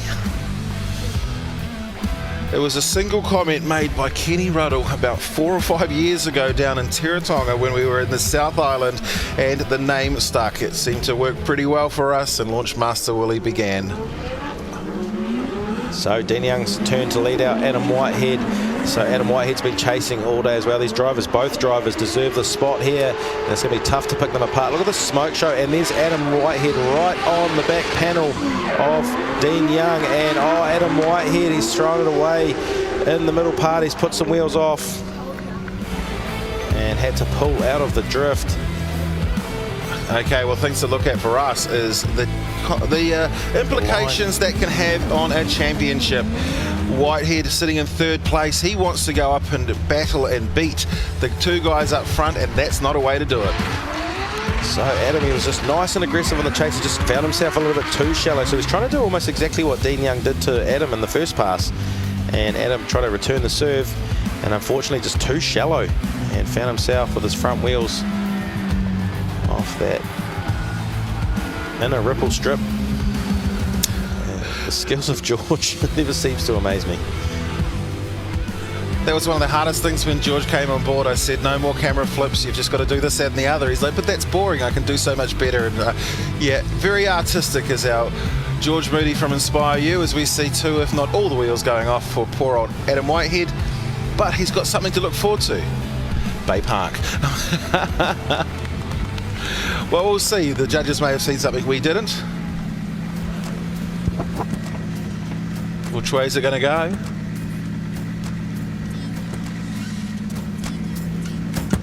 Dean Young takes the win into the final, mate. How does it feel? Oh, absolutely stoked, man. Yeah. Keisuke Nagashima up next in the final. It's going to be a showdown. He's a super, super good driver. Keisuke's one of the pros, so yeah. Bring it on. All right, mate. Go. Boys are on. Well done. Yeah, well, Adam, mate, it's all those little moments, right? They can let you down or build you up. Yeah, Dean's a good driver. I knew I had to throw something down, but I just got caught up in the smoke. Couldn't see a single thing, and just tried to judge where the next corner was, and then popped out of the smoke and just seen the infield. So I just pulled out of it. We'll see you in the battle for 3 and 4 on Sky after 2 o'clock, mate. And that's what we're going to do. We're going to take a wee break now here on our live stream.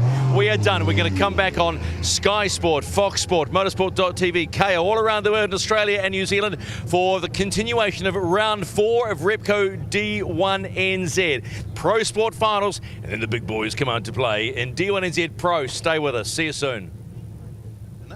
But look, let's see where the ride came for Dean Young and Keisuke Nagashima. It started with a battle over Daniel Caldwell in the link top 16 before heading through with a win against Aidan Daly. From there, he managed to pick up and beat good old Adam Whitehead, and he's in the chance to win outright with Keisuke Nagashima. Keisuke Nagashima's road started with Daniel Krinkle in the top 16. He went through to take out Braden Mayer in the top 8. Then Keisuke took out Daniel Edwards, who was sitting second place in the championship. So a massive, like in the grand scheme of things, Keisuke to beat Daniel on his quest to pick up the D1NZ Pro Sport National Drifting Championship. That is really, really important for him. Well, obviously, one thing that's very important is the championship points, and Keisuke Nagashima sitting on 314 points with Daniel Edwards on 272. Now, it's 100 points to win. He needs to have a gap between himself of, I think it's 114 points. I don't think he can do it this weekend. So Dean Young, the other one as well, he's sitting back there in 8th position on 179 points. So as he goes through into that final, he's going to get some very valuable points too to get right up in here. We'll probably see him grab a top 5 position, Dean Young, after this weekend, and heading into Bay Park as well, the final round, as we see Adam Whitehead heading out on track against Daniel Edwards. Adam Whitehead in the Plan B Hydraulics 2JZ powered Nissan S14 out of the Hawke's Bay versus the Radial Tires 180. That is Daniel Edwards. They go down to Hoki, who will say, "You are okay to scrub." So of course this battle for the 3rd and 4th spot.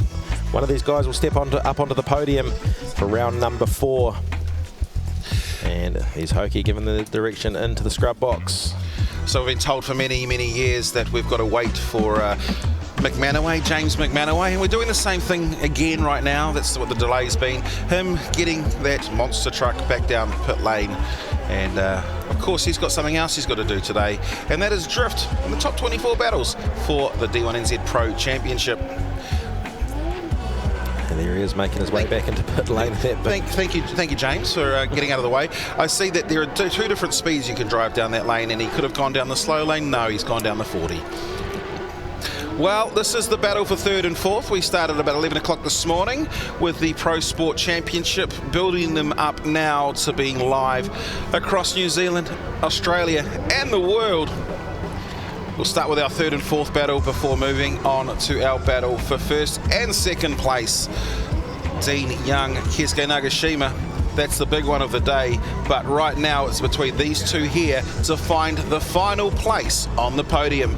Daniel Edwards has had a fantastic season so far. He'll be wanting to take the top spot, but to do that he's going to bank some points, because the best score he can get today will be 3rd position.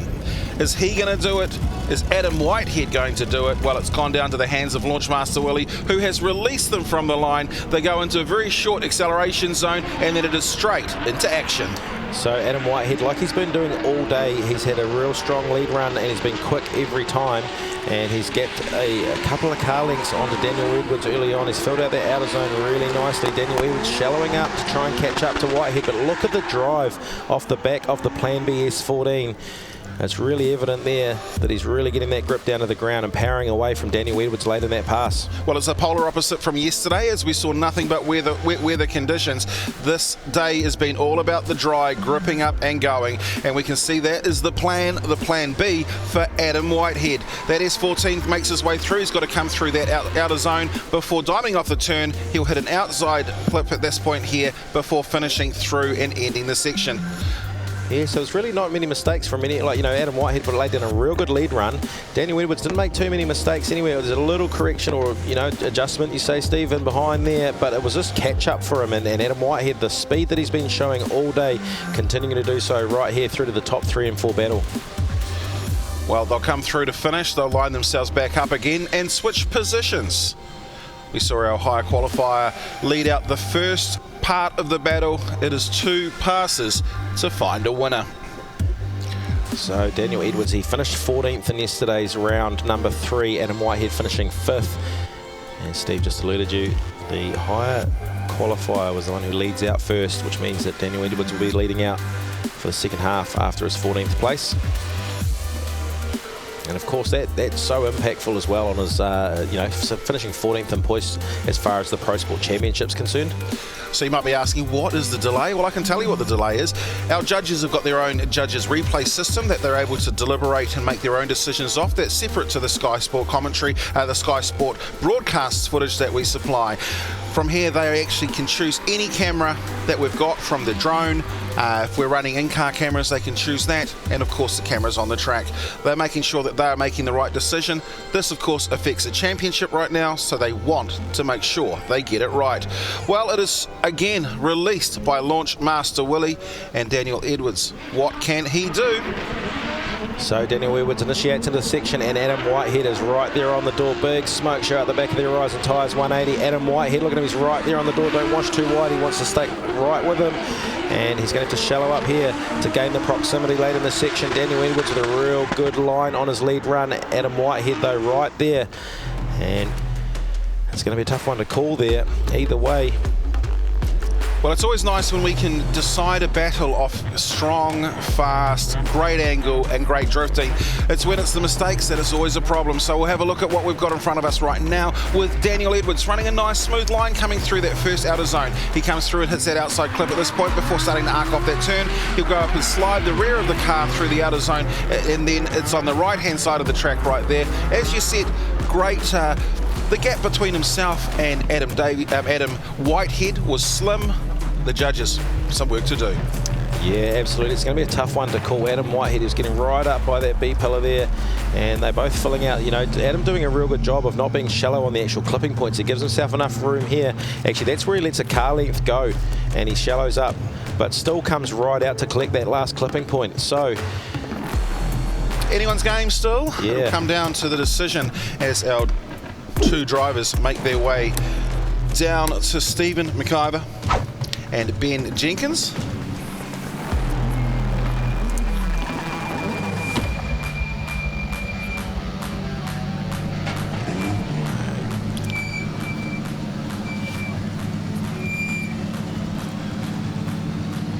Okey-dokey.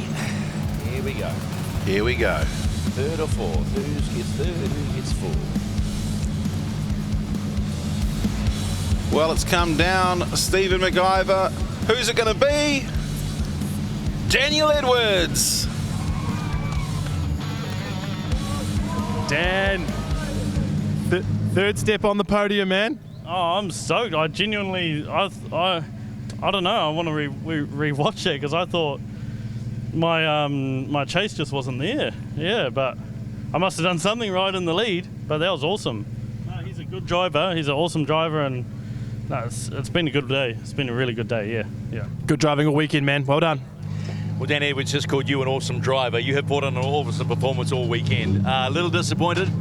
I am disappointed about that one, actually. I know the judges have been a bit hard on me today. I think they're expecting quite big things out of me, which I'm trying to do. But no, that was an awesome battle with Daniel, and we just keep meeting each other at each round, and we keep getting each other in each round. So no, it was good effort today, and thank you to all the sponsors and my crew for keeping us going.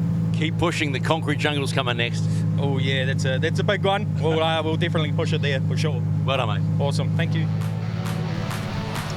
But before we get to the concrete jungle of Mercury Bay Park Stadium for the grand finale, with tickets available at D1NZ.com, there must be one more battle to go in the Pro Sport Championship for round number 4 here at Manfeild Circuit Chris Amon, and it is about to begin with Keisuke Nagashima, a higher qualifier, setting the pace, absolutely scorching it in that AE86. He comes and brings the nose back down, and we'll see how fast he is to switch. He gets it in there, and Dean really trying to close the gap. Yeah, Dean Young looks like he making a couple of little mistakes there in the chase there. He's just trying to keep the proximity as much as he can through the centre part, and I don't want to call mistakes out, Steve, but I think I might have seen one from Dean Young there. He's been a real aggressive chaser all day. You can see from the Dale ITM replay here, Keisuke with a good strong start, and he's sitting out nice and wide on those clipping points, opening up a real good chase opportunity for Dean Young, and there it is.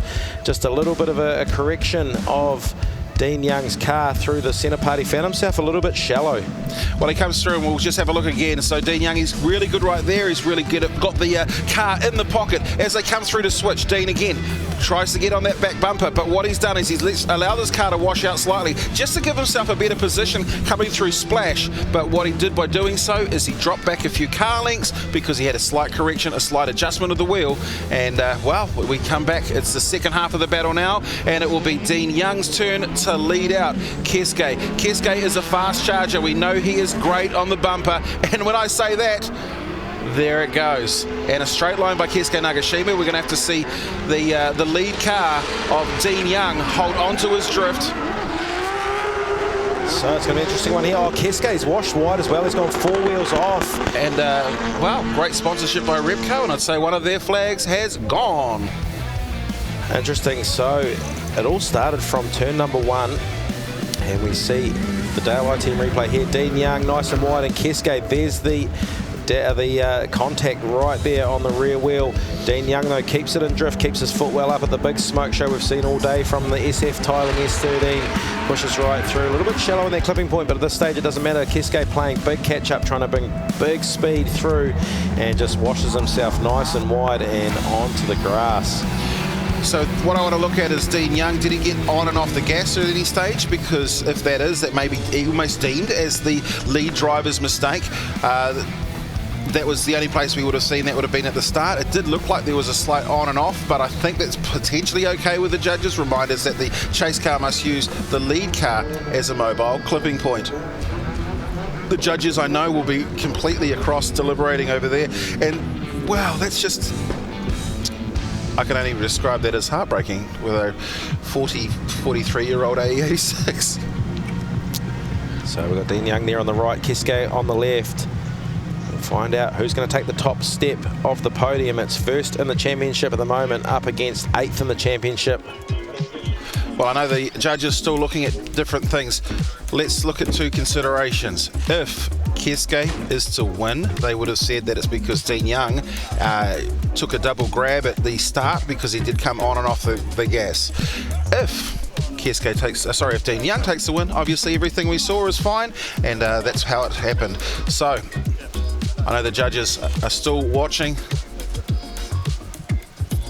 Don't have a result actually, lads. Don't you? No, don't you? No. You know what these judges are like? They like to look at everything. I done a crappy lead, man. No, Capri Chase, so I thought it was pretty obvious, mate. But yeah, no, it was good fun. I've got a big smile on my face regardless. So yeah, a little bit of work needed. Yeah. The old rear bumpers, the 86. Sorry about that Repco flag too. I didn't see that coming. Okay, I think we might have a result. Round 4. Repco D1NZ Pro Sport. And your winner here at Circuit Chris Amon is Dean Young! Oh, how good. Will you tell me how good it feels? Oh, absolutely wrapped, man.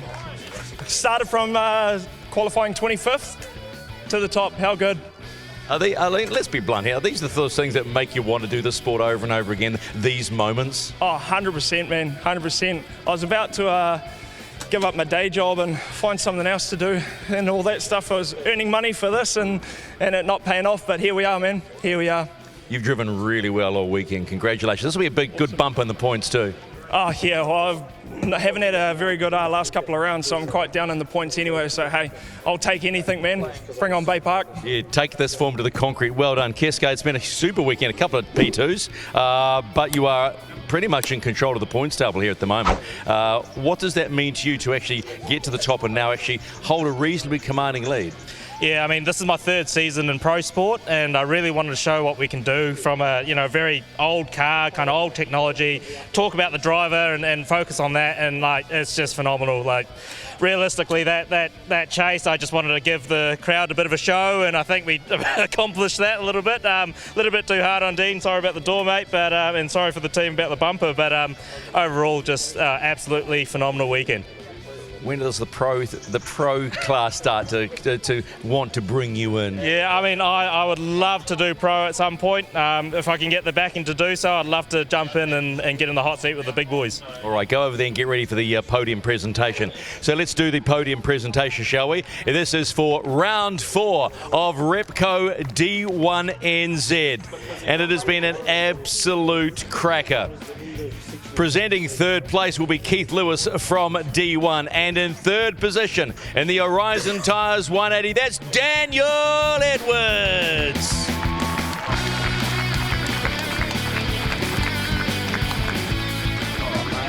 And handing out our trophy for second position is one of our VVIP super fans and guests. That's Ella Wilson.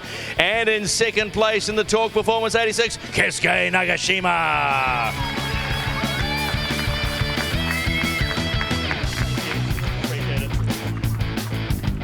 And your winner of round 1, the trophy presented by VVIP superfan Tim Mackay in the SF Tiling S13 with the biggest smile on his face right now. Here comes Dean Young!